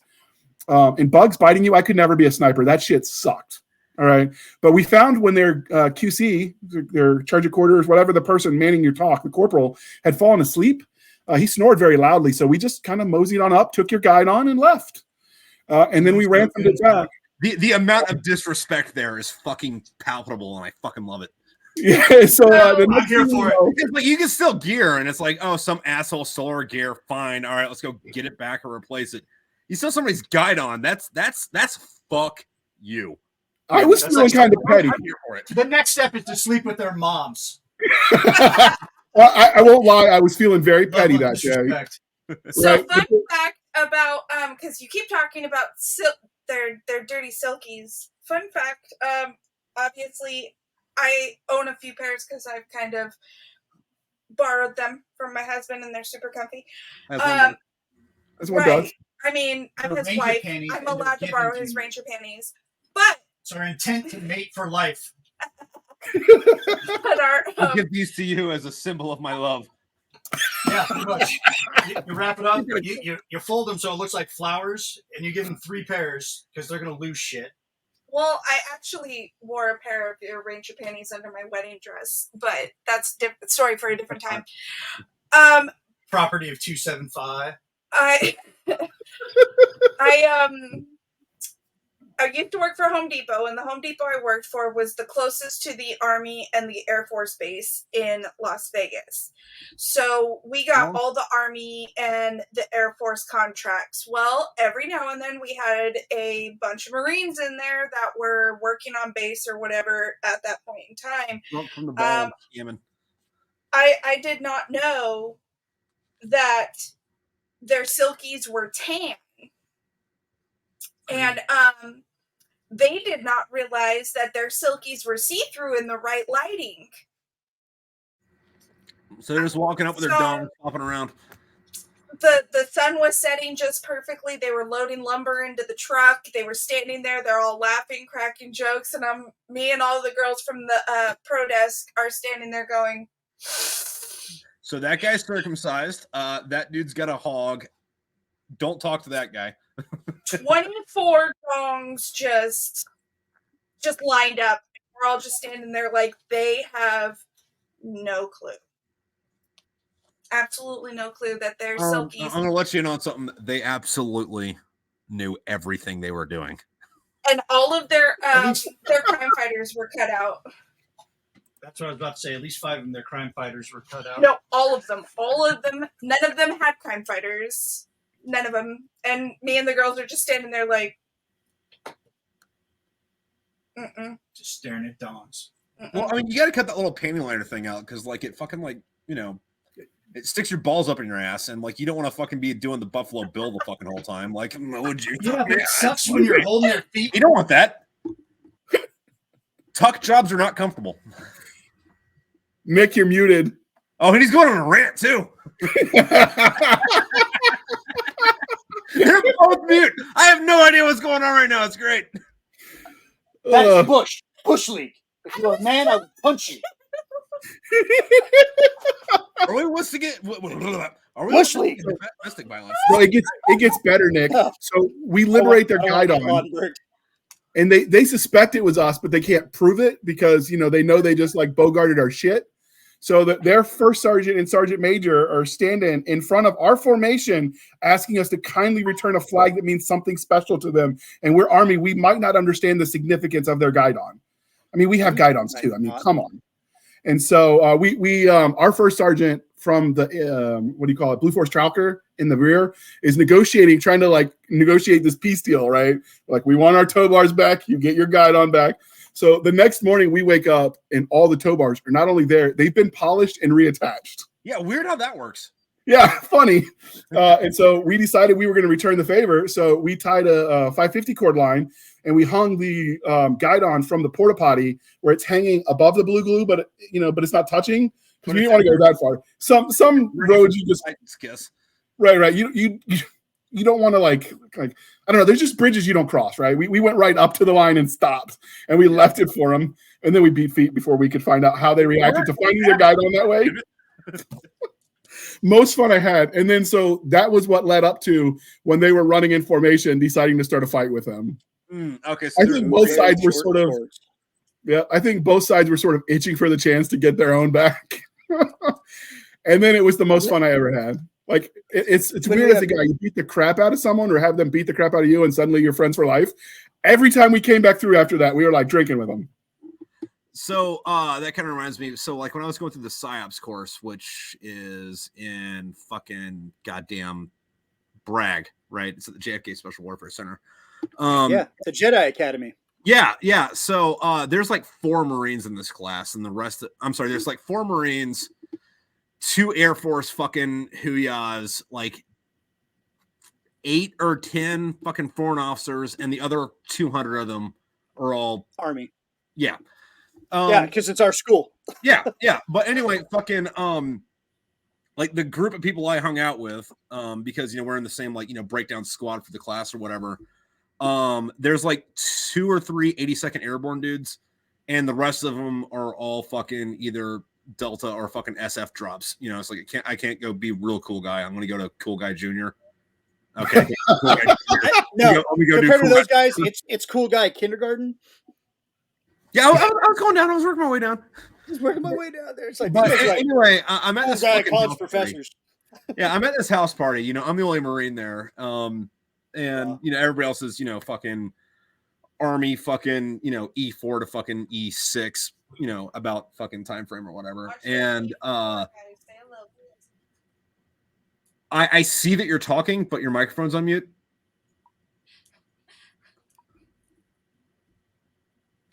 I said you gotta watch those E4 Mafia. They're a little crazy. Yeah. So these fuckers, right? So one of the things that happens is when I drink a lot, I get super motivated, and I will tell you about the goddamn halls of Montezuma to the shores of Tripoli and why goddamn fucking Tom Basilone makes Audie Murphy like a bitch, XYZ, fucking blah, blah, blah, whatever. I remember getting super drunk at this fucking party and mouthing off to these dudes, and then I'm already blackout. I'm like, well, I'm a Marine. I can fight fucking 50 Army dudes. Fuck it. And to give credit to the Army people I was there with, the other people that were in my squad, they were like, okay, well, Tripp's drunk. He doesn't know what he's talking about. He is going to get into a fight, but we're his bros, so we're gonna fight with him, even if it is against our other. Okay, I don't remember what happened next. I do remember waking up the next morning with this chick's hair in my face, and I was like, oh, hey, chick's hair is in my face. Why can't I move? Apparently what happened is I got knocked out, and I got put on a big blue tarp, right? And I got rolled over once. And then the Army chick that was on my side got put next to me, and then it got rolled over once. And then the other Army guy that got knocked out with us got put on the tarp, and it got rolled over once. As did Army guy 4 and 5. And then rolled up like a giant fucking drunk dumbass fucking sushi in the backyard. And I'm waking up, I'm like, hey, cool, chick's hair. I got white vomit. Oh, god damn it! It was a good time. It's a good time when you get your ass whipped and you're like, and you consider it yeah, it was a good time. I don't remember it, but it had to have been a good time. I woke up with a chick. That sounds like a lot of rugby parties I went to. Yeah, dude, I'm not out here fighting people for the fucking, sake of violence and blood gore. I'm out here doing it for. Nah, I'm a mellow drinker, man. It's I want to sit on the couch and watch war movies. That's about much violence as I want going on when I'm drinking. Yeah, but I have 10 rules to my life, and one of them is when in doubt, do what makes for a better story. And in doubt, and that would have made for a better story. That's like the 13th General Order or something. Yeah. Or some shit, right? Yeah, like the ducks at the park. I tend not to get fighty when I'm drunk. I just get really in love with everybody. They've got a video somewhere of me being drunk on our last deployment coming home to Fort Dix. And they sent us all to the NCO club because they didn't trust us to go off post. And so I got really drunk and I was proposing to everything. And then they pushed me outside. So now I'm leaning against a tree and trying to get it to marry me. It didn't answer, rude bastard. But my buddies were, as you do, they were filming it. It's on YouTube somewhere if you search hard enough because they didn't take it down. I find it on occasion. That's plausible. I was so delirious in Ranger School, so sleep deprived, that I was put imaginary quarters in a tree thinking it was a vending machine. Nice. Well, then our platoon sergeant is I'm a very pale individual. Our platoon sergeant for the housing we were in was very dark-skinned young lady. And she was trying to get me to shut up. So she was like, let's do sugar. No, she's like, Sergeant Handley, let's do Black Ops. Sweet. And I'm like, I can't do Black Ops. I'm Caucasian. I'll do Caucasian Ops. And then so to get even, they dropped us outside the Navy quarters because all the Fort Dix, all the barracks look the same. And so one street over from us was where the Navy reservists were doing their drill. And so there were like 4 or 5 of us that were drunk and very angry from coming back from our second tour. And they dropped us at the Navy barracks, and we get to our rooms, which weren't our rooms, and we decided to fight all the sailors because we thought they were in our beds. And we won, so there's that. Although I don't know that beating up a bunch of sailors. Story I've heard in a while. I don't know if it counts though. In our defense, yeah, in our defense, they dropped us off there, right? We didn't go seek out that fight. No, you put us there. It's your fault. Right. So luckily they wanted us off the base because they needed the barracks for the next round to go for the surge. So they didn't Article 15 us because they thought about it. And the Navy chief certainly wanted them to. He was less than your dick, JR. By the skin of your dick. I know. I could have left the Army as a private again instead of as a sergeant. So that reminds me of a fucking thing. Also, since we're here to talk about books, this kind of goes into that. But there's the main hold on. We are professionals here. We know how to shill with the best of them. The book. Yeah. So the main characters, one of them's a Marine, the other one's a Navy corpsman, and they're friends. They're really close friends. And as anyone who's ever had a really close friend will tell you, you've been in a few fist fights with your closest friend.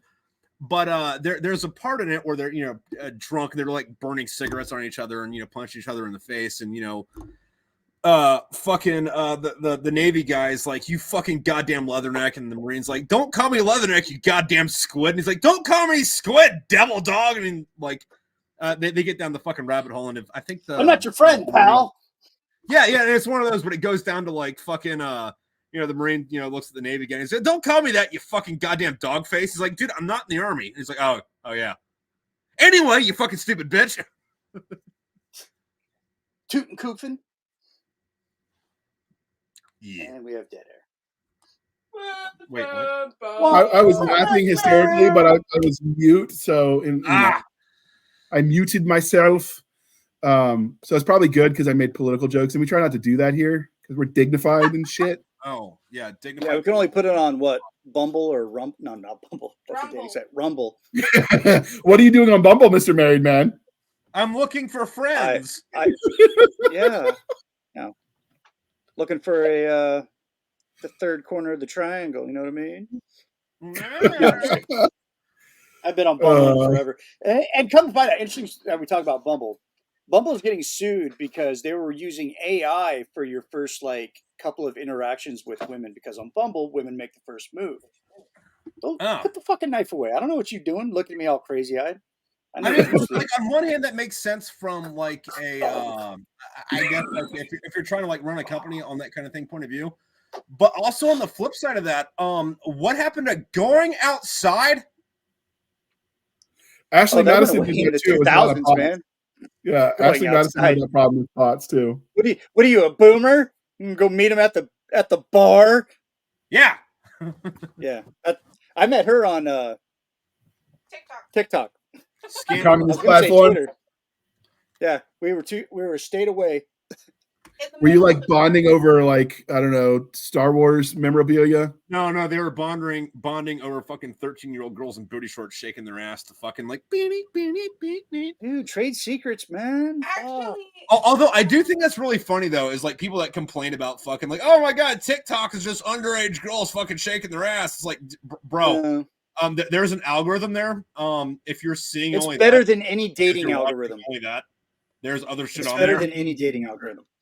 my algorithm is nothing but a bunch of first responder wives, and they're all supporting each other. Boy moms, because my kid drives me freaking nuts, and the occasional half-naked firefighters. Yeah, see, I get a lot of they're not naked, but they are female welders that are just talking shit about other people that can't weld, and then they build a thing. And it's I don't know why I think this is. I'm not going to say hot because I'm married. I don't know why this justifies me watching the entire video. Interesting. But, all right. It's interesting that she can do that.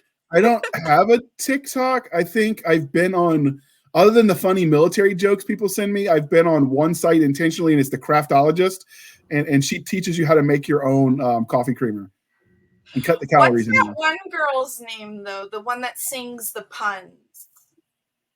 Oh, she's on TikTok though. She's not on, or no, she's on Twitter, not TikTok. She's also on TikTok and Instagram. She does singing puns because they're fun. Singing puns, and now she has an OnlyFans. I think she's always had one. Well, now it's public. I think she's always had a. Nick, what are you doing with your spare time? Looking at I'm making sure that these fine young ladies who are staples of their communities are obtaining the moral standard. That's why. He made the mistake of going into one chick's thing to see what all the buzz was about, and he'll never be able to watch Mario ever again without having that in his brain. Is there a problem with that? Wait, were they cleaning pipes? Do. Mario with Luigi. Yeah, you see, Straightforward. so I was in the Marines, which is in the Department of the Navy, so I don't understand what was wrong with what you just said. Nick, Dude, no, I will say though that I think that's one of the fucking funny things because, like, you crack a fucking gay joke or like a gay serious, and like, Navy or Marines guys were like, oh yeah, and then like Army Air Force dudes were like, I'm gonna stare at my phone and pretend like I didn't hear that. I'm not. Nick actually has his own OnlyFans. He's been talking about selling feet pics while he's wearing his Mando costume, where like you just see his feet. Nice. And the Baby Yoda's down there. Wait. Grogu. Wait. No. You're marketing to Democrats. So yeah, Baby Yoda is down there. I'm sorry. Was that too much for the show? Okay. Notice, hold on, dear listener. Notice we didn't make those jokes. We just laugh along. That was 100% me. I will take full responsibility for that. If he made jokes about the Orange Man, we'd laugh at that too because I just don't care. Just so we put that out there. So, your books. So where'd you do your basic? Were you one of those Hollywood Marines, or did you go to Parris Island? No, I actually got the best of both worlds because I went to Parris Island, which is, where Marines go. And then after that, I went straight to the 1st Marine Division, which is the 45 ACP of, the fucking military world because, God loves the 1st Marine Division. Isn't the 1st Marine one that Army guys attached to it can wear the combat patch, but the Marines can't? There's one Marine unit that does that? So fucking nobody actually wears in the Marine Corps fucking combat patches for anything anymore. They ended that in the fucking 40s or fucking 50s or some shit. But there's a lot of Army dudes that will attach to the 1st or 2nd Marine Division, and then like their battalion or regiment will be like excuse me, their battalion or regiment will fucking fall under the command of one of the fucking Marine divisions, so they can wear that as their combat patch. But I also know that there are a lot of dudes that will have been in the Marines, and then after they get out of the Marines, they go join the Army, and then they can wear fucking the division level fucking patch as their combat patch. And there's a lot of Marines that were in Smart Div that came to the Guard, but still put on the combat patch, a first Smart Div, thinking that anybody is going to find out. But here's the thing about the National Guard. If you have something nobody else has, like CIB, Ranger Tab, Jump Wings, cool shit, they'll go and look up your file. And if you don't have that shit, then you're getting fucking NJP. Yeah, well, and the other thing, though, is like Google exists. And as long as you're not completely fucking, I'm going to tone it down for this show, mentally handicapped, like you can just Google shit, like see what fucking shit is. Like, what is the Army fucking thing they wear on their chest? It's a blue rectangle with a rifle and a wreath around it.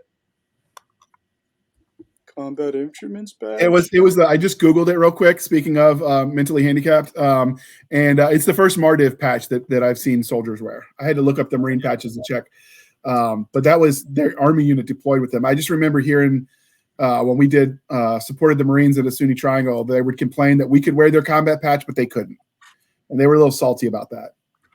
Yeah, I had a dude. He was former Marine. I don't know how you guys say that shit. Former. It's not ex-Marine. Ex-Marine. They get real pissy. I know that. Marine. I think like ex-Marine is like in the culture fucking reserved for like a dishonorable discharge. Yeah, that sounds about right. But he showed up to my platoon. His name was Pantoja. We called him Head because he had this giant freaking like Easter Island type nugget. And he showed up with a first Mardiv. Yeah. So we just called him Easter.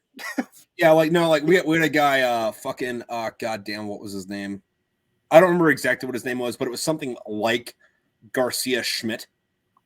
It's a Mexican last name and a German last name, so we called him Beaner Schnitzel. I mean, it tracks. But yeah, it's funny. But what's funny about the first Marine Division though, is if you look at it through like the fucking history shit, it's like like in the Marine Corps, it's like, oh yeah, dude, fucking every climb in place. It's like, yeah, dude, every time there's an actual emergency and they call the Marines in, they're actually talking about the first Marine Division. They did that. Like, yeah, Second Marine Division, I guess, showed up later.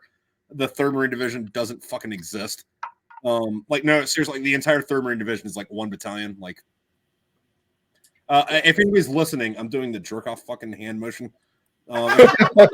Marines, fuck you. And then the Fourth Marines are all fucking, or Fourth Marine Division's all fucking reservists. So, like, you know, in and out. We actually, I just inhaled my dip a little. You're welcome. We dealt with some Marine reservists. It's the first time I saw a chubby Marine was with the Marine Reserve unit that was guarding out of Fob Summerall. They were gate guard because we got in a firefight with them. That was fun. Well, I will say that if the one shot, one kill was true with the Marines, I would not be on this podcast with you. Those reservists couldn't shoot for bejesus. Well, I mean, yeah. See, so like that's the thing is like, so the rhetoric says one shot, one kill, and then also you train for 2 to the chest, 1 to the head, but in reality, it's Mozambique drill, yeah. 2 to the chest, the face gets the rest, mag dump that way. Yeah. Yep. Accuracy through fucking superior firepower. So we so our LT took the set of instructions that was in theory all the comms channel codes and such for the entire theater of war. So not just Iraq, but Afghanistan. Like I said, all the countries that's Third Army. He decided to take it with him on an op, and he lost it. And then they caught one of the TCNs trying to sneak it off the base. We are very glad that the gate guard did his thing, because they would have had to shut down the entire Third Army theater of operations to redo the entire comms network if that had made it off the base. So after that, they didn't trust our unit with comms. So we couldn't communicate with the Marines because we couldn't frequency hop. So they shot at us instead. So fucking, I don't know if you guys know what a crazy 10 is or not. But for the people listening at home, there's a piece of fucking equipment that you plug in your comm gear that like lets it communicate with the other encrypted fucking, communications fucking gear. Also relevant for the story, the Marine Corps calls it NJP, the Navy calls it going the mast, fucking the Army calls it fucking Article 15. Article 15. But either way, it's you get to go talk to the fucking commander because you're a fucking idiot and you lose rank fucking type situation. Anyway, the fucking crazy 10, the fucking ZYZ 10, the fucking piece of equipment that lets you talk to all the communication gear. Our comm guy fucking he didn't misplace it. He just had it next to him while he was fucking napping. And, people sleep. And it was this fucking sleep rotation. But some fucking corporal who decided, he was one of those guys where it was like, yeah, dude, I'm an E4. It's my first deployment. You got to respect me type shit, when the rest of us are like, hey, man, like we're E2s and 3s that are in third pump. Shut the fuck up. But one of those, like, I have to show you that my dick is huge. So he fucking makes the comm dude like wear the fucking crazy 10 around his neck, like a fucking necklace to like, I don't know, assert dominance or like, hey, don't lose this fucking correction type shit. But since we're in Afghanistan, fucking the comm dude sweats through it and ruins this thing. And the battalion has like 4 or 5 of these fucking things. So, and like, this is a fucking $5 million fucking top secret fucking piece of hardware. Yeah. So they're like, hey, so what happened to this thing? It's like, I sweat through it. Why did you sweat through it? Because Corporal Bob made me wear it. Why did he make you wear it? Because he took it off next to me while I was asleep. And Corporal Bob became Private Bob like next week. It was real fun. Yeah, that happens. Luckily, the high note of the story is we also didn't hit shit, although we knew we were shooting at green, so we kind of didn't try to kill anybody. Yeah. Kind of bad form to kill your own side. They frown on that. And so nobody died, but we shot a lot of lead, and they decided to call it off when my Mark 19 gunner, that little short kid from Boston, he was really good on the Mark 19, though, and he took out their commander's Humvee, and then he decided, Haji doesn't have Mark 19s. Maybe we should stop shooting at this convoy that's clearly marked Army. I'm still for those listening at home, a Mark 19 is a fully automatic fucking 40mm grenade launcher. It was designed by a kindergartner. Take a machine gun and it shoots grenades. Yeah, no, like that's a great idea. Let's do that. it's out of a fucking sci-fi fucking movie that they fucking made fucking 30 years ago. And to put it lightly, the bitch works. It's a beautiful sound. It's the thump, thump, thump, and then there's that hang time that's glorious silence before the kabooms of glory come and set us all free. Although, what I will say though about fucking heavy fucking machine guns though is it's kind of funny that the if it ain't broke, don't fix it fucking thing holds true, because Deuce.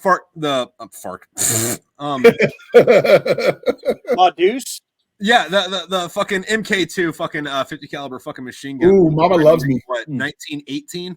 Like that fucker is 100 and fucking that fucker is 100 plus years old. Was originally designed to shoot down fucking airplanes, and the only thing they did to fucking make the gun better was, like, I don't know, 10 years ago somebody put a safety on it. Like, the modern M2. Hold on. Point of order. I just Googled it. I didn't know either. The modern version of the the M2 Browning machine gun was actually created in 1933. There were previous versions made by the Browning company, but they weren't the M2 as we know it today. But the company's been making guns for a long time. Freedom sticks. It's still the oldest weapon in the military's inventory. Browning made a sequel. Yeah. We had a lot of fun with that gun. But yeah, then we had our gunner. He decided, because we were taking sniper fire from a building, that if there's no building, there's no sniper.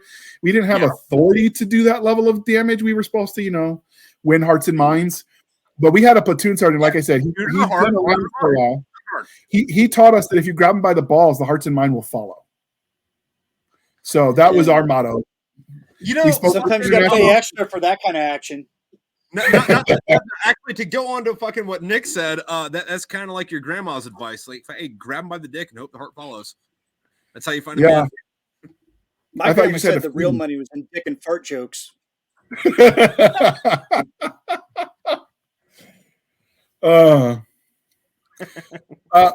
My grandma gave me different advice, and I don't know if it's appropriate for the show, but we've gone so far afield, why not? She always said it didn't matter if the guy and the girl weren't the same height, as long as their belly buttons matched when you were laying down.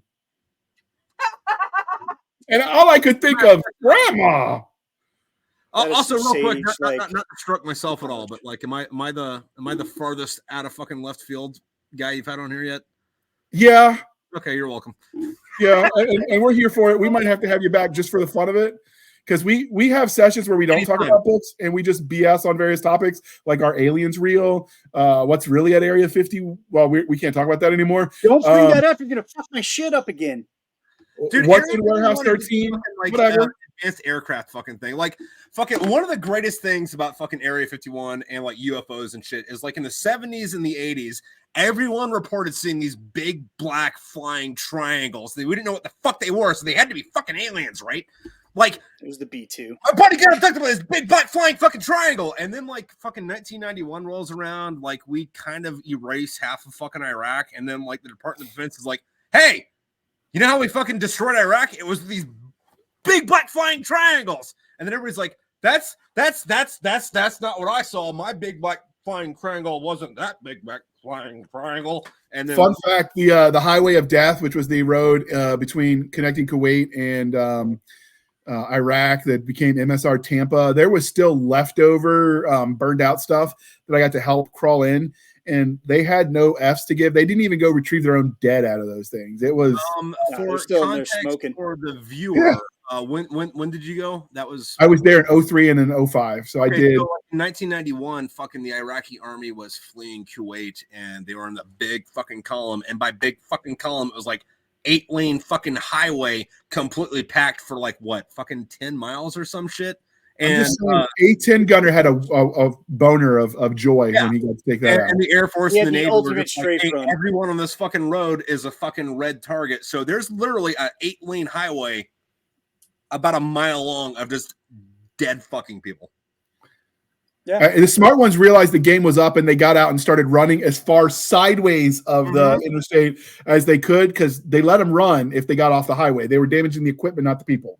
Yeah, no, because like one of the things that people don't fucking realize is like, yeah, fucking the A-10's got a cool gun on it. Common rhetoric.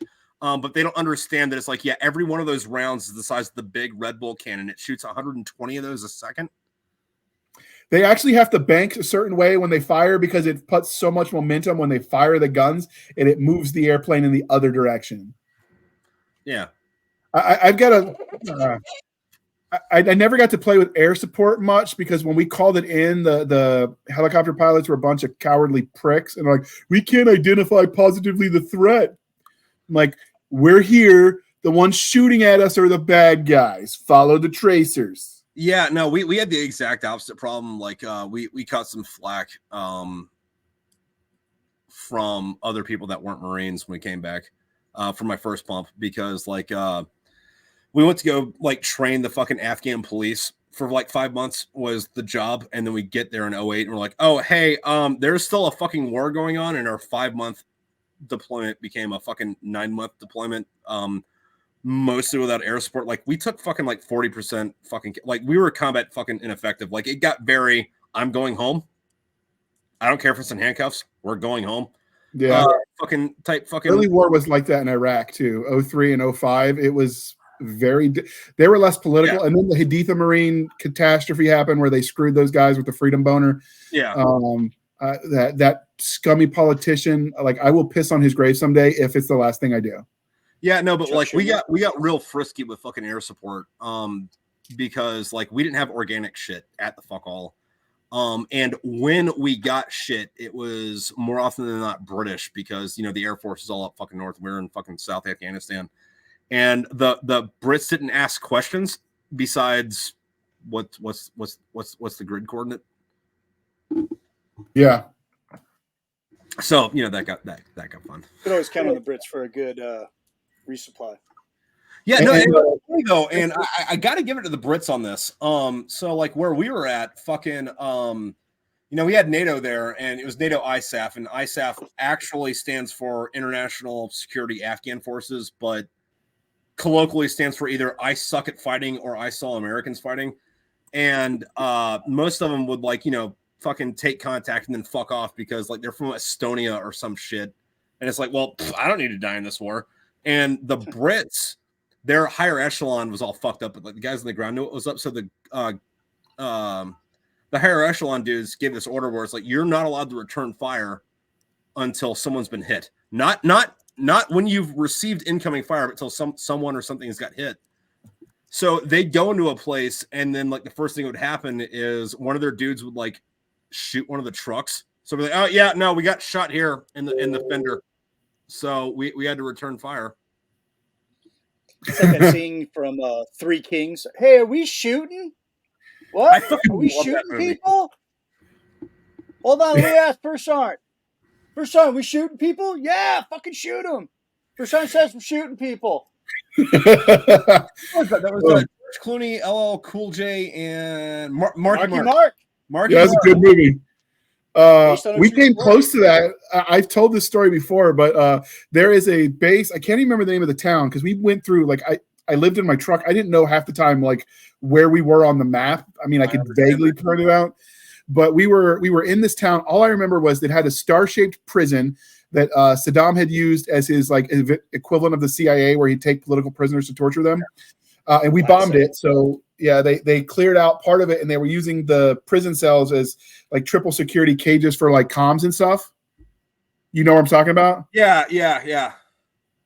So we went, and they hadn't cleared the rest of it out yet because, like I said, I was there in the early war, and so we were looking around, and one of the guys that was in my unit had been under the Clintons' early out program, so he'd been in the IRR for like a decade.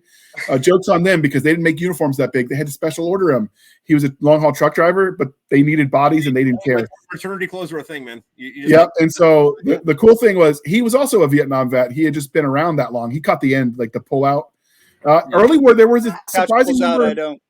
Yeah. The early war was a surprising number of leftovers from the late 60s, early 70s still hanging around. Which, when you think about it now. You're done, but go on.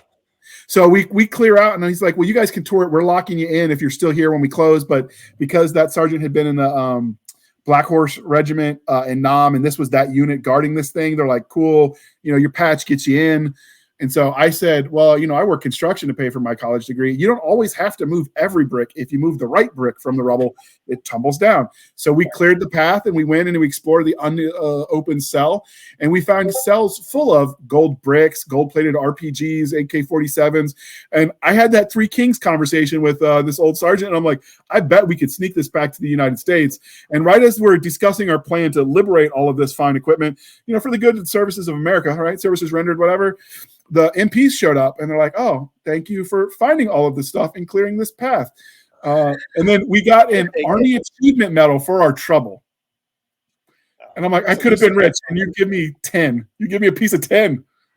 Let me just take a brick or two. He's not asking much. No, I only ran into like one.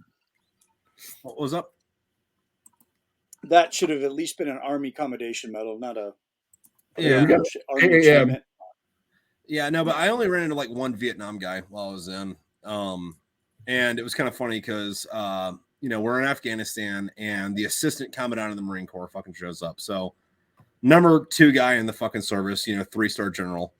And he shows up and, starts giving his like, hey, you guys doing a good job, blah, blah, blah, whatever speech. I kind of like tune him out because it's a general talking, what the fuck do I care type shit, But halfway through the fucking thing, he goes, yeah, and I know that, you're not fucking paying attention because, I did the same thing when General showed up when I was a fucking E3 running around fucking Da Nang. And I was like, I'm sorry, what?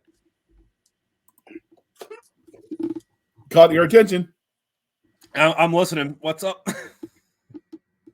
So You got a born to kill sticker on one side and then a peace symbol on the other. Well, sir, I think that's more of a message about the dichotomy of man. The duality of man. Man. What's funny is that whole movie that's was called Full Metal Jacket here, or what? Yeah. We got to review that movie, and we'll have to have the Marine come back. Yeah, well, that whole movie was shot in London. Wait, really? Yeah, so fucking Kubrick, there right? was like an industrial area that was like getting torn down, and fucking Kubrick got them to stop tearing it down but leave it like half destroyed. So he could leave it on fire for the sniper scheme? And they imported a bunch of fucking like palm trees to like make it look like in Vietnam. Yeah, that whole movie is in like southeast fucking London. The whole fucking thing. Wow. Boot camp and everything. No shit. I mean, some of the best one-liners came out of that guy, and he was supposed to be Arlie Emery was supposed to be like the military advisor, and he was so good they fired whoever was going to be the drill sergeant. And they just like, it's your job now. Yeah, well, the other guy, like he could only do the fucking voice while I'm screaming for like a minute or two at a time, but like since Arlie Emery, like was a drill instructor, like he could just do that indefinitely. And one of the things that I always think is funny is like when you watch reviews of that movie, they're like, so Arlie Emery plays this sadistic drill instructor, and it's like, I kind of thought he was tame, but all right, Pogue. Tell me you didn't go through boot without telling me you didn't go through boot. Yeah. Boot. When I went through, and he played that role twice. Did you know that? Where he played it in Full Metal Jacket, and then he revisited that role as Dead, senior drill instructor in the Frighteners. So that would have been 3 then, because he also did that in 3. He did it in a sci-fi movie where he was a Marine drill sergeant and he was for space or something. Yeah, no, because the Frighteners was it the Back to the Future guy where like the ghosts were Michael J. Fox. Yeah, but he also did a movie called The Boys Company C, which was kind of like the boot camp scene for Full Metal Jacket, except for that was the whole movie. And like the point of it though was most of the recruits were black, and it was like in pre-segregation fucking America, so like they were dealing with the why are we going to fight the white man's war, type fucking movie. Yeah, he did one. It was a sci-fi movie. I can't remember it, but it was pretty funny. He basically did the gunnery, the drill sergeant thing again. Have you guys ever seen a movie called Firebase Gloria? No. Oh yeah, with the severed heads on the bikes. Yeah, no, I was gonna say like as Army so guys, you'd probably hate that because it was a Vietnam movie and it was this Army base, and the soldiers were all fucking up until like 4 Marines showed up. One of them's early Army, and they unfuck the Army and make them fight the fucking No, it's cool because we gave you Marines Heartbreak Ridge, which was supposed to be about Rangers. That was supposed to be what was it? 5th Cav or 1st Cav? No, it's supposed no 1st and 2nd Ranger Battalion in 1983. Yeah, it was. They're the ones that went into Grenada. So they went to the Army and they're like, "Hey, we're making this movie about the invasion of Grenada in 1983. We want to use the Rangers." But the way it was written, it was a bunch of fucking just tore up troops, a bunch of goofballs. Yeah. As the movie kind of ended up. And then, the Army's like, "Nah, man, we don't want to. The Rangers are like our top infantry. We don't want to like that, man." So they offer it to the Marines. The Marines are like, "We'll take it. We'll take it." Yeah, but they didn't have stripes yet, so and now no, you had stripes. Stripes is already a thing. Yeah, but like Heartbreak Ridge is like the Marine Corps' Top Gun. Yeah, on that fucking hill. Oh, it's a great. So movie. The movie with I love that. It shows the name. Rock and Rolla is the game. I am the Ayatollah of Rock and Rolla. So the cool line was most of the lines we would quote from that movie would get us banned from the internet these days. But the Arlie Emery movie where he was a drill sergeant in a sci-fi setting, it was Space Above and Beyond. Okay. Oh, it's a good series in my cupboard. Yeah, it was a great series about the wild cards. Yeah, it was. Yeah. Pilots and cool. Infantry at the same time. I mean, it worked for JAG, so why not? Yeah, well, that tracks. And it was so, did you guys get any cool? Did you guys get any cool USO tours while you're over there? Yeah. Actually, I got a funny story about Toby Keith, and I fucking will love Toby Keith until the day he dies, which will. He came on ours too. Same here. Yeah, I mean, because like on one hand, it's like, yeah, dude, fucking like that American Soldier and fucking like Taliban song and all that shit. It's like, okay, yeah, dude, shut up. But like fucking he came to do a show in Kandahar in 2008, right?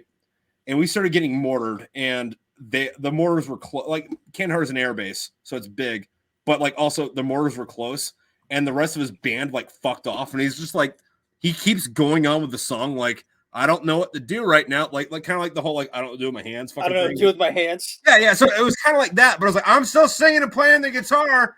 And then like fucking the Army and the Air Force and the Navy dudes fuck off. And then like, I'm sorry, also so do the Canadians and everyone besides the Marines and the British Army guys all fuck off to like go back to the bunkers. The rest was like, keep playing, dude. I'm gonna keep playing. And then like his like or some shit like grabs him by the collar and like pulls him back. We're like, no. That actually happened in March of 2005. Tripp, that happened in March of 2005 at Missoula when he was playing Beer for My Horses as well. Right. So he did that twice because this would have been in like April of 2008. It's almost like the Taliban didn't like good music. It's almost like, well, I wouldn't say they didn't like good music. I'm a metalhead though, and that's a completely different conversation. They hated Metallica right now. They hated Guns N' Roses too. We'd blare that when we would go through the towns. But at the very least, they didn't like matches of puppets going through Baghdad. Fucking doors would close and clear the streets. Nobody would fuck. Or let the bodies hit the floor was another one. So I got a fun story about that too. Yeah. And this has to do with music, not the military or anything. But Slayer had an album called "God Hates Us All," right? Yes. Okay. Great album. Yeah, no, great fucking heavy metal album. And the reason they called it "God Hates Us All" is because like, and it's funny because like Slayer, like Tom Araya, the lead singer, is devout fucking Catholic, but he doesn't let that get in the way of his job. Yeah. And at some point, somebody was like, "God hates us all." That sounds fucking metal. We'll call it that. But for context, most record stores they open at fucking 9:00 in the morning, right? Now, "God Hates Us All" by Slayer came out. It got to the record stores on September 11th, 2001. So there had to be one fucking dude that had that CD in his hand, bought it from the record store, is like walking home and is like, "God hates us all." I don't know what that means. Looks up.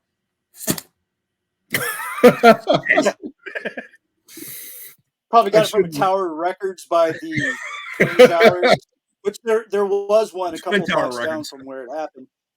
Yeah, Twin Tower Records now. So we're not airing this episode on September 11th. Well, it's fuck. Oh shit! It is September, isn't it? Fuck. Yeah. Either the 9th or the 12th. That's okay. We'll air it in October, and then all will be forgiven. But yeah, it was cool. Like I was there at the tour where Stuart Smalley, who was the comedian turned politician, grabbed the certain lady's body parts for that photo op that caused all the kerfuffle. Okay. And that was the tour I got to see. These U.S. Army Sergeant Majors USO tour. They were all pretty cool, though. They were about to kick us out because we had come off a patrol and we had blood on us. It wasn't ours. And there's a USO tour, and we're like, let's check this shit out, and we'll get some green bean coffee when we're done. I don't know if you had that in the Marine bases, but the Army, the green bean coffee. And maybe it's because we almost died, but it was good shit. So no and yes and no and yes, but like since I'm an author on your fucking thing, so there's something that happened in real life that I mimicked in the fucking books. And before I go into this, I'm not trying to sound hard, but walk hard. We had MREs on our fucking fobs when I was there, just that kind of shit. But anyway, fucking we come back, we're all covered in blood again, not ours, because the blood who it belonged to were put on fucking helicopters or trucks or whatever.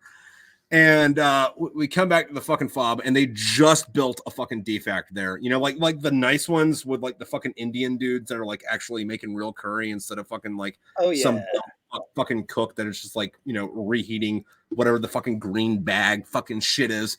And like we've had that for like a month, I guess. But like it was there for 3 days. We went out, we came back.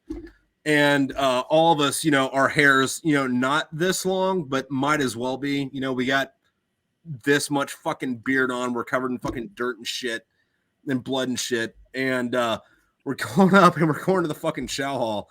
And the fucking headquarters fucking company, fucking first sergeant, is like, hey, what the fuck are y'all doing? And we're like, we just spent a month outside the fucking wire. We're going to get dinner, first sergeant. And he's like, not without a shave and a shower. And we're like, the DFAC closes in like 5 minutes. Like, man, we haven't eaten hot food in a month. Can we go? No, we're just gonna. Okay, all right. And we're about to like fuck off, but then our corpsman's like, fucking first sergeant, I'll goddamn fucking kill you. And he's like, I'm sorry, what? And like our fucking corpsman, which for those of you listening at home is like, the medic, fucking starts yelling at the fucking first sergeant about like, I'm gonna fucking cut your fucking trachea out and fucking fuck your corpse type shit. And then the headquarters fucking first sergeant's like, I'm gonna fucking NJP you, I'm gonna run you up the flagpole, blah blah this, that, and whatever. And then like our weapons company first sergeant shows up and he's like, hey, I heard a bunch of screaming, what's going on? Like doing the first sergeant, like, hey, am I gonna yell at somebody fucking type deal? And then like yeah, so we just came, like, I'm sorry, first sergeant, look at us. We just want to eat. And first sergeant from H&S company is saying we got to go shower and shave before we can do whatever. And then the weapons company first sergeant's like, you guys go inside the fucking DFAC real quick. So like, and the headquarters fucking first sergeant's like, oh, you can't fucking do that. And weapons company first sergeant's like, imagine that my hand and my clothes aren't the same guy. Pulls him over. He's like, you guys go into the you Marines go into the fucking chow hall. And like we go in and we don't get food. We go in and like we put our ears to the fucking tent. Oh, mommy and daddy are fighting. Yeah, because it's like, dude, wait, is First Sergeant fucking DeLeon fucking ripping up fucking First Sergeant fucking goddamn Wells? This is fucking awesome. Also, I'm totally doxing First Sergeant Wells right now. There's 40,000 of them, so good luck. Like, holy fucking shit! This is the most epic ass chewing we've ever heard in our life. Hey, do you guys want to get food? Yeah, you give me like 5 more seconds because this is fucking music. Yeah, we got, so they weren't gonna let us in, and so Al Franken is his stage name.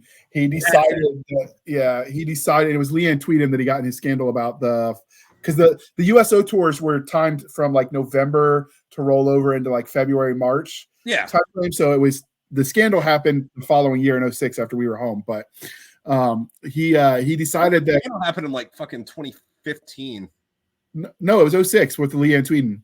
Oh, okay, all right. It came up when he was running for Congress later. Oh, that might have been it. But it had already happened. But so they weren't gonna let us in, they were gonna send us out. And so like, well, fuck, that sucks. And he came out to smoke break because that dude was like smoking like a chimney. For all you I don't agree with any of his politics. That man put his money where his mouth is, and he showed up, so he'll always have my respect. And he took us backstage, And he's like, well, you just get to watch it from back here. And then when it was over, to prove what a stand-up guy he was, he took us to that Green Bean and bought us a mocha frappo, whatever, and a pizza from the halal. Shit. Yeah, that halal pizza that they sold. I don't even remember if it was Domino's Anthony's Pizza. Yeah, it tasted like garbage. Halal. No, I'm not here for it. But it was free, so there is good halal food. It's just not served on military fobs in country. Like you have to go to a Middle Eastern country and go to a place that is not catering towards. You have to go outside the green zone in Baghdad and find a pizza. Like if you go to like Bahrain or fucking Saudi Arabia or Jordan or some shit, like the whole. Oh yeah, they'll hook it up. Qatar will hook it up. Yeah, I believe it. Not air base in fucking Iraq or Afghanistan. He was very nice to us, so he'll always have my respect. And he bought us pizza and mocha frappo, whatever, from the Green Bean. And I'm just saying, I wish we had Green Bean here. I don't know if it's nostalgia that makes it taste so good in my mind, or if it was really just that good. I don't know where you're at. I'm in central Pennsylvania, and we have green beans. Wait, really? Yeah. Oh. There's one in San Diego, too. Yeah. There's one on the Portsmouth Naval Base at the Naval Hospital, but that's the closest one to me because I live in Hampton Roads. But yeah, it's I don't know if it's nostalgia, the fact that everything tastes better when you almost died 5 minutes ago. Well, I mean, there's also the whole thing where it's like you've been eating nothing for the last fucking 3 months that had salt or pepper on it, so you think Cholula is the fucking like end all be all of like what can be a culinary art. So we lived off of our trucks, so we would we would fob jump, so we would go from base to base escorting convoys. And so what we would do for food is we buy crates of those Campbell's soup things that come in the hard cups that you're supposed to put in the microwave, and we just stack them around the engine blocks. We build a little cubby for them, so our engine would heat them for us. And then when we were hungry, we'd eat the engine grease. I mean, soup. One of the fucking fun things though is like if you take a fucking goddamn water bottle, right, and you like crunch up a fucking pack of ramen noodles, and you put that in the fucking water bottle and like the fucking like spice pack fucking thing, you just like leave it in the sun for 15 minutes. Why the hell did we not think of that? I don't know, man. Where were you at? Engine ramen?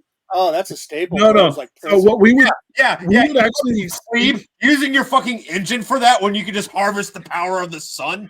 We used to sneak into the back of the DFAC when no one was We used to sneak into the back of the DFAC when no one was looking and liberate some of the bacon, and we'd cook it on the hood of the truck. That was also fun. Dude, one of the best fucking meals I ever fucking had. Stolen bacon tastes the best, by the way. I'm just saying. We're at this fucking patrol base. There's like 20 fucking Marines here, right? And so we didn't have a DFAC or anything. Like everybody was like strict fucking MRE fucking diet as per orders or fucking whatever. Yeah. Which translated to like, hey, listen, somebody bought 40 fucking bucks in their wallet, so we're eating fucking goat and eggs and chicken and shit, and we're cooking it on the back of fucking like cut in half fucking like 55-gallon drums, fucking drums, like a wire for the fucking grill, and it's like, hey, yeah, so there's no spices to this, but all the food's local, and the dysentery is 200% worth it.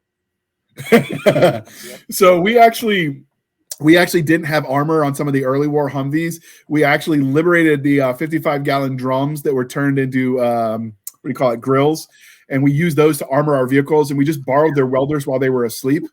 I learned to weld the hard way with my life. Like you didn't have a need for fucking armor on fucking Humvees during the invasion. Most people didn't have fucking doors on the fucking goddamn thing. No, they rode that Jeep. Yeah, and then like OIF 2 fucking rolled around, and then like somebody in either Iran or Pakistan was like, I got an idea. Pepsi bombs. Bombs in the road.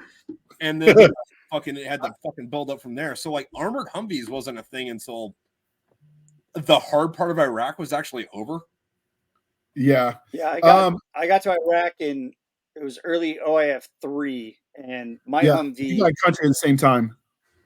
Yeah, it was. I had welders in my platoon, and my reconnaissance platoon. I had 2 welders that were welders on the civilian side. So they went out there, begged, borrowed, and stealed from the scrapyards on base and built us an up armor, and we called it Frankenstein 6. Yeah, that's what we even put it on Frankenstein 6 right on the bumper. We did that too. I was briefly with the provisional gun truck company that was disbanded for cause. That somehow still has a spot at the museum for the U.S. Army Transportation Museum. No, I'm not bitter. But they did. We had to do that some of our own stuff. The cool thing is when we found out I think it was episode 2 where we were like drinking and trading war stories because the guest was late. And so, you do what you do. We were so drunk, but we were trading stories and we're like, I was telling him about this one incident and he goes, no shit. That was it turned out like our service overlapped a lot unintentionally. Like I didn't know that when we started working together. It was kind of cool. Now I got a question for you. What's better? What is better? You guys are drinking and trading war stories because the guest is late, or you're drinking and trading war stories because, the guest was on time. Like, if you like me, you can go read my books, but otherwise, fuck off. Because just trying to drink your bullshit. I'm assuming a lot of stuff you're talking about is stuff that they're going to find in your book. Oh, yeah. So, hey, people listening, if you're still here at the 2.5 hour mark, like, go buy my fucking books. Yeah, he heard that at least. And buy one for your friend. Tell a friend about it. It's cool. He's got awesome covers. Or he's gonna link the shit. You go to my YouTube and the audiobook's there. And nice. The audiobook isn't the fucking standard. We were walking through Sangin and my fucking platoon took fire, and this is what most audiobooks sound like. I got a full cast and sound effects and fucking like goddamn background music and shit. Like, yeah, I hate that voice. I'm not trying to toot my own horn, but the audiobook for Smoke Pit Fairy Tales is probably the best fucking produced audiobook ever. Tripp, that voice you did, that typical robot voice. Yeah, robot voice. I don't even have a vagina, and it dried up. Yeah. That was the thing. Like when I was producing the fucking audiobook, like I was listening to other audiobooks to like figure out like what my metrics should be. And it was all fucking like then Merry and Pippin walked over the river and there was a Nazgul there and blah blah blah. Fucking my microphone is doing the thing. And I know for a fact that scientists claim that a clitoris exists, but I've never seen one. No. I got a full fucking cast. Like it's more of an audio drama. My subtitle for Lord of the Rings is called Two Hobbits Walking. Not Two Hobbits, One Cup. No, I think it should be though, because they only had the one cup. Second breakfast takes a different turn. Oh, so gross. And that's my God, how Madam Stabby Stab leaves the show. Wow. I can't believe we did that. All right. And I can't even blame this one on booze. I'm sober. Dude, have you seen that Lord of the Rings meme? Since you guys are more of a nerd thing, I don't want to say nerd thing, but like, sci-fi fucking fantasy shit. Fucking dorks. Yeah, but it was this meme, and it was like, okay, so Lord of the Rings, it's fucking this thick. Lord of the Rings, if fucking Aragorn had a fucking assault rifle, it's this thick. Lord of the Rings, if fucking Gimli had a fucking 240 Bravo, it's this thick. Lord of the Rings, if Pippin had close air support, you get one fucking paragraph. You can do the same thing. Sam and Frodo had access to eagles at the very beginning. Yeah. This thing. Yeah, why didn't they fly there the whole time if that was an option? I think the actual answer had something along the lines of it wasn't the Eagles' war, so like, hey, fucking you and fucking I'm sorry, wait, no, Lord of the Rings is World War I. So you fucking JR fucking Tommy Boy fucking Tolkien and the fucking Krauts, you have your own problem. We're gonna be Switzerland in this. We'll just give you a ride sometimes if you need it. I'm gonna fade this way because I'm an eagle and I don't really care about your fucking petty fucking bullshit argument. Oh, Ring of Power, yeah. I think that's the actual answer. No, that tracks. Don't ask me. Am I wrong? I've never seen it. I haven't actually read the book in fucking 7 or 8 years. So I mean, there's memory gaps on that. Okay. Is my mic on? Because I had something to say, but I forgot. Okay. That's never happened before. Yeah. Although what I will give fucking criticism to for the fucking Lord of the Rings, not in the movies but in the books, is that everyone shows up as like the best fucking version of themselves that they can be, and there's no character development. They're just like them being awesome from the beginning. You know what I mean? Like fucking Aragorn isn't like doing E4 fucking Ranger shit. He's doing fucking like, I'm the first sergeant. I've been here. I know what I'm doing. Shit from the beginning. So I've never seen it. I've never read them, but I made sure that my son owns the books and have read them. I'm absolutely a hypocrite. How have you not at least seen them? I get bored in the first 15 minutes and... Okay. It's an ADHD thing. If something doesn't catch my attention within the first 15, 20 minutes of a movie, I am out cold or I am up and doing absolutely anything else. That's why you need to download Snake on your phone. Or Solitaire. Candy Crush? I have the merging farm thing, and it can get me in. It can get me through some Dragon movies. Merge Mansion, every merge game. All the merge games. But it'll get me through some things, but I have yet to make it through a Lord of the Rings. I've tried. It doesn't work. You know what? No judgment on this, but like if you haven't done it at this point, don't. If it's not, we own them too. No. It doesn't matter if you own them, but if it's not for you, it's not for you. That's valid. I've tried. I can sit through every Star Wars, every Star Trek, like every Star Trek, even the one with the whales. Come on. Yes, even the one with the whales. That's my favorite Trip. That's Nick's favorite. That's my favorite besides Han. You leave Greenpeace Trek alone. He loves the whale one. You gotta save the whale. The comedy on that is fucking fire. I like when they almost get run over in San Francisco. That cracks me up. Oh my god, the comedy on there. Yeah, even that one. Because I have been searching the eBays for the 1984 VHS of that one. Why VHS? You know Betamax is a thing. So, not Betamax. So Nick told me the sweetest story that his mom bought him that VHS and he watched it so much that the VHS broke and he never replaced it. So my mother's discredit, she thought it was Star Wars. I've been searching for this Star Trek on VHS in decent condition from 1984. Speaking of that, I slight change of subject. I am very, very fucking bitter that you can't get the original Star Trek fucking trilogy on DVD. Yeah. I'm a sucker for still owning hard copies of things. Like me too. They can't ban it if it's in my house. Like I like going to the store and finding my movies on DVD and owning them. Because all it takes is an internet outage and your Prime is gone, your Netflix is gone, everything's gone. And you're sitting there going, well, what the fuck are we going to do now? And I get that. I get a big DVD collection, but like... I got a huge DVD collection. My version of Star Wars is from like 2015, which is 20 years after they, stopped making the fucking original shit, I have all the Star Wars. I have all of the Jurassic Park movies, except for the very last one that those movies still hold up. Yeah. I love the Jurassic Park movies. I have all the Underworld movies on DVD. Like, I'm a sucker for making sure if I start buying a collection, I have to finish it.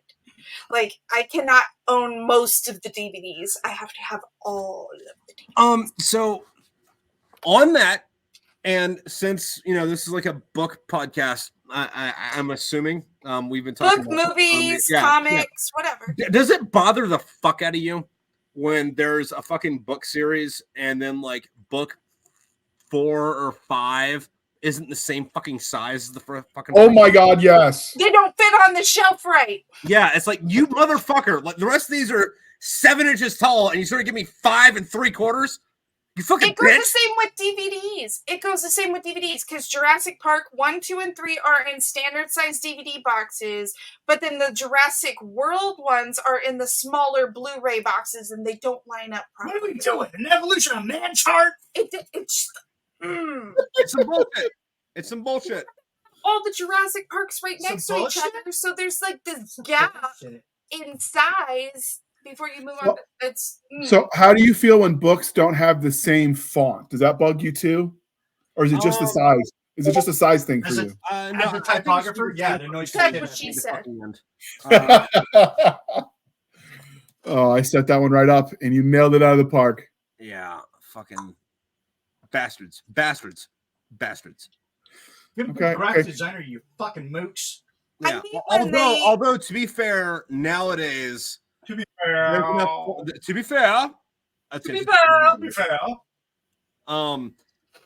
To be fair, nowadays, like you can normally find it, or they did format it the fucking same way, and you get so much fucking variation in it now, where it's like you read like the first book. You read the first book in a hardback, and then you listen to the fucking second book in an audiobook, and then like the third book, like you get it in fucking paperback, and it's like you're kind of used to the fucking unorganization of the fuckery. Yeah, that sucks. Yeah, that's so right. I have a set of books that my sister started me on. She bought me the first one. I started reading it. I was like, okay, I'm not so into certain scenes of it, but because I read the first one, I have to read the second one. And I'm like, okay, I read the second one, I have to read the third one. It's not my favorite set of books, but because I started it, I have to finish it. Oh yeah, you gotta finish it. Exactly. So I finished the third book, and I'm like, okay, finally, I'm done. It can go on the shelf. It can stay there forever. It can collect dust, whatever. And then they released it again, but from the opposite perspective. So the first perspective was from the female's point of view. The second time, it was from the male's point of view. And I was like, oh, fuck. Because now I've done the first three. I have to do the next three. So I buy the first one in the male's perspective, I read that, okay. The second one in the male perspective, okay, cool, read that, done. They never released the last book. That would bother me. So you have the three stories in the women's perspective, but only 2 out of the 3 in the men's perspective, and I'm just sitting here like, they recently finally released it, but I'm like, I don't even know if I want to go buy it because now I'm just mad at the fact. Yeah. That kind of reminds me of a book called Storm of Steel. It was written by a guy named Ernest Younger. And this whole fucking thing's gonna be a fucking roller coaster, so fucking buckle up on this shit. So this guy, he writes his fucking memoirs about being in the German army in World War I. And between 1914 and 1917, he goes from private to colonel, mostly because everyone around him keeps getting killed because, World War I sucked, right? And this is before this book gets translated out of German. But the 1930s come around and the Nazis fucking take this guy's book and like hail it as like, the fucking like, this is the book about the First War that is the perfect fucking, I don't know, description is not the right word. The perfect embodiment of what it is to be an Aryan. And they like make it this huge fucking book. And the guy that wrote it is, I mean, like he's still in the German army, but he's like, hey, yeah, you guys are a bunch of posers that are ruining my country. Can you guys shut up? And that at that point in the 30s is like the first time they fucking translated it into fucking English.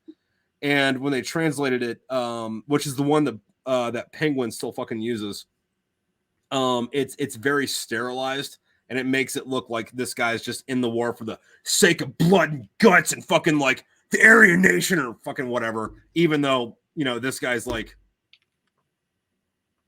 hey, Hitler, can you do me a favor and go fuck yourself? No? Okay. All right.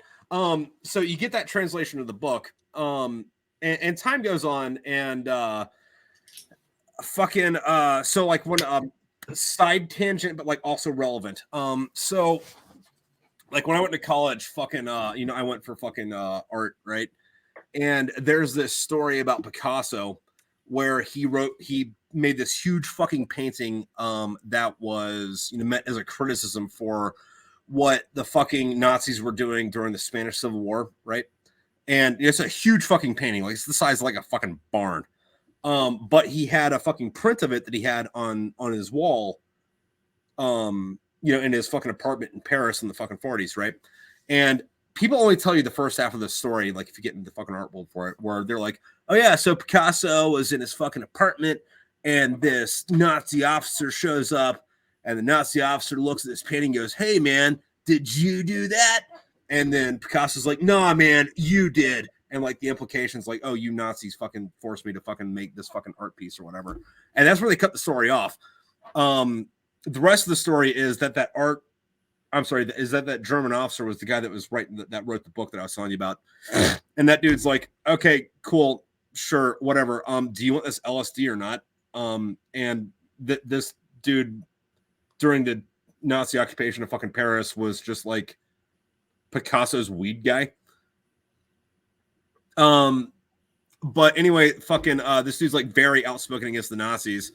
And they get to the point where it's like Hitler's like, well, this guy's a national celebrity, so we can't kill him. So let's just like throw him in the front line a lot. And dude doesn't die. So they, like force retire him and send him to the fucking, woods in fucking Bavaria or whatever. World War II ends the way that World War II, I don't want to say should have ended because it should have ended like 5 years before that. But, it ended as it did. And then this dude goes and fucking starts writing fucking sci-fi fucking novels and shit. But it was funny though, because like in his first fucking book, on his way up between private and fucking colonel or whatever, like there's a lot of fucking like intermarried bullshit where it's like, okay, so instead of getting hazed, like we would think of hazed, like hey, like maybe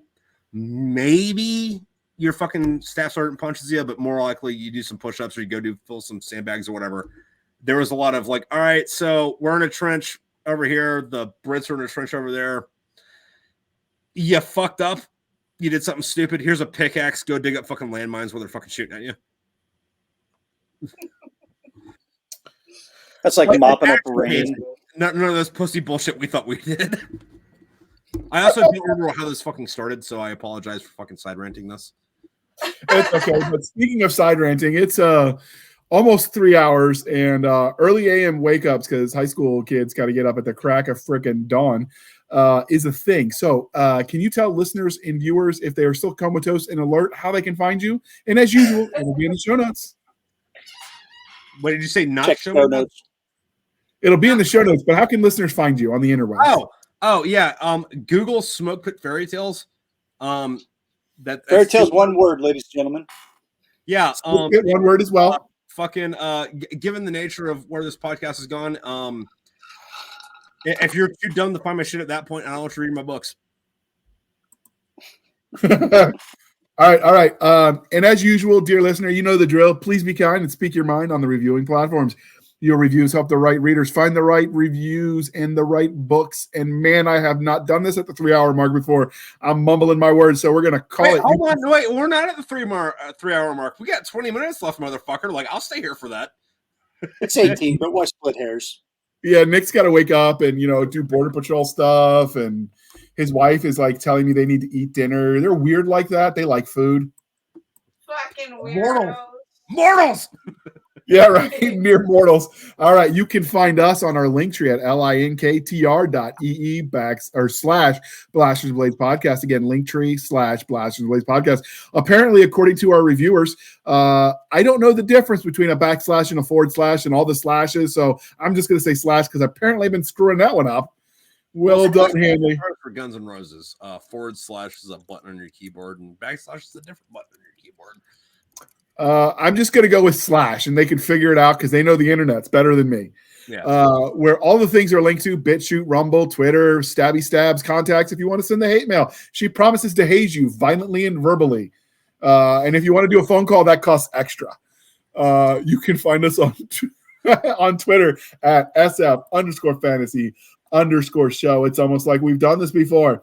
Our Facebook group is facebook.com/groups or / whatever the / I don't know. There's a squiggly line, okay? Blasters and Blades podcast, and our website, anchor.fm/blasters / blades. Again, anchor.fm / blasters - blades, where for as little as 99 cents a month, you can help keep the lights on. These podcasts aren't free to produce, and every penny helps.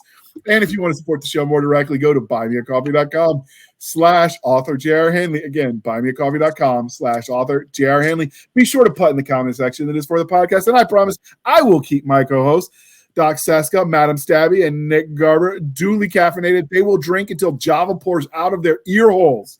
And don't ask how it got up there, people. All right, you know what to do. Thank you for spending some of your precious time with us. For Nick Garber and Doc Cisca, I am J.R. Handley, and this was the Blasters and Blades podcast. We'll be back next week at the same time, where we'll indulge our love of nerd culture, cheesy jokes, and all things that go boom. Boom shakalaka. Thank you for coming on, Mr. Tripp Ainsworth. The squiggly line is called a tilde. All right, and we are out.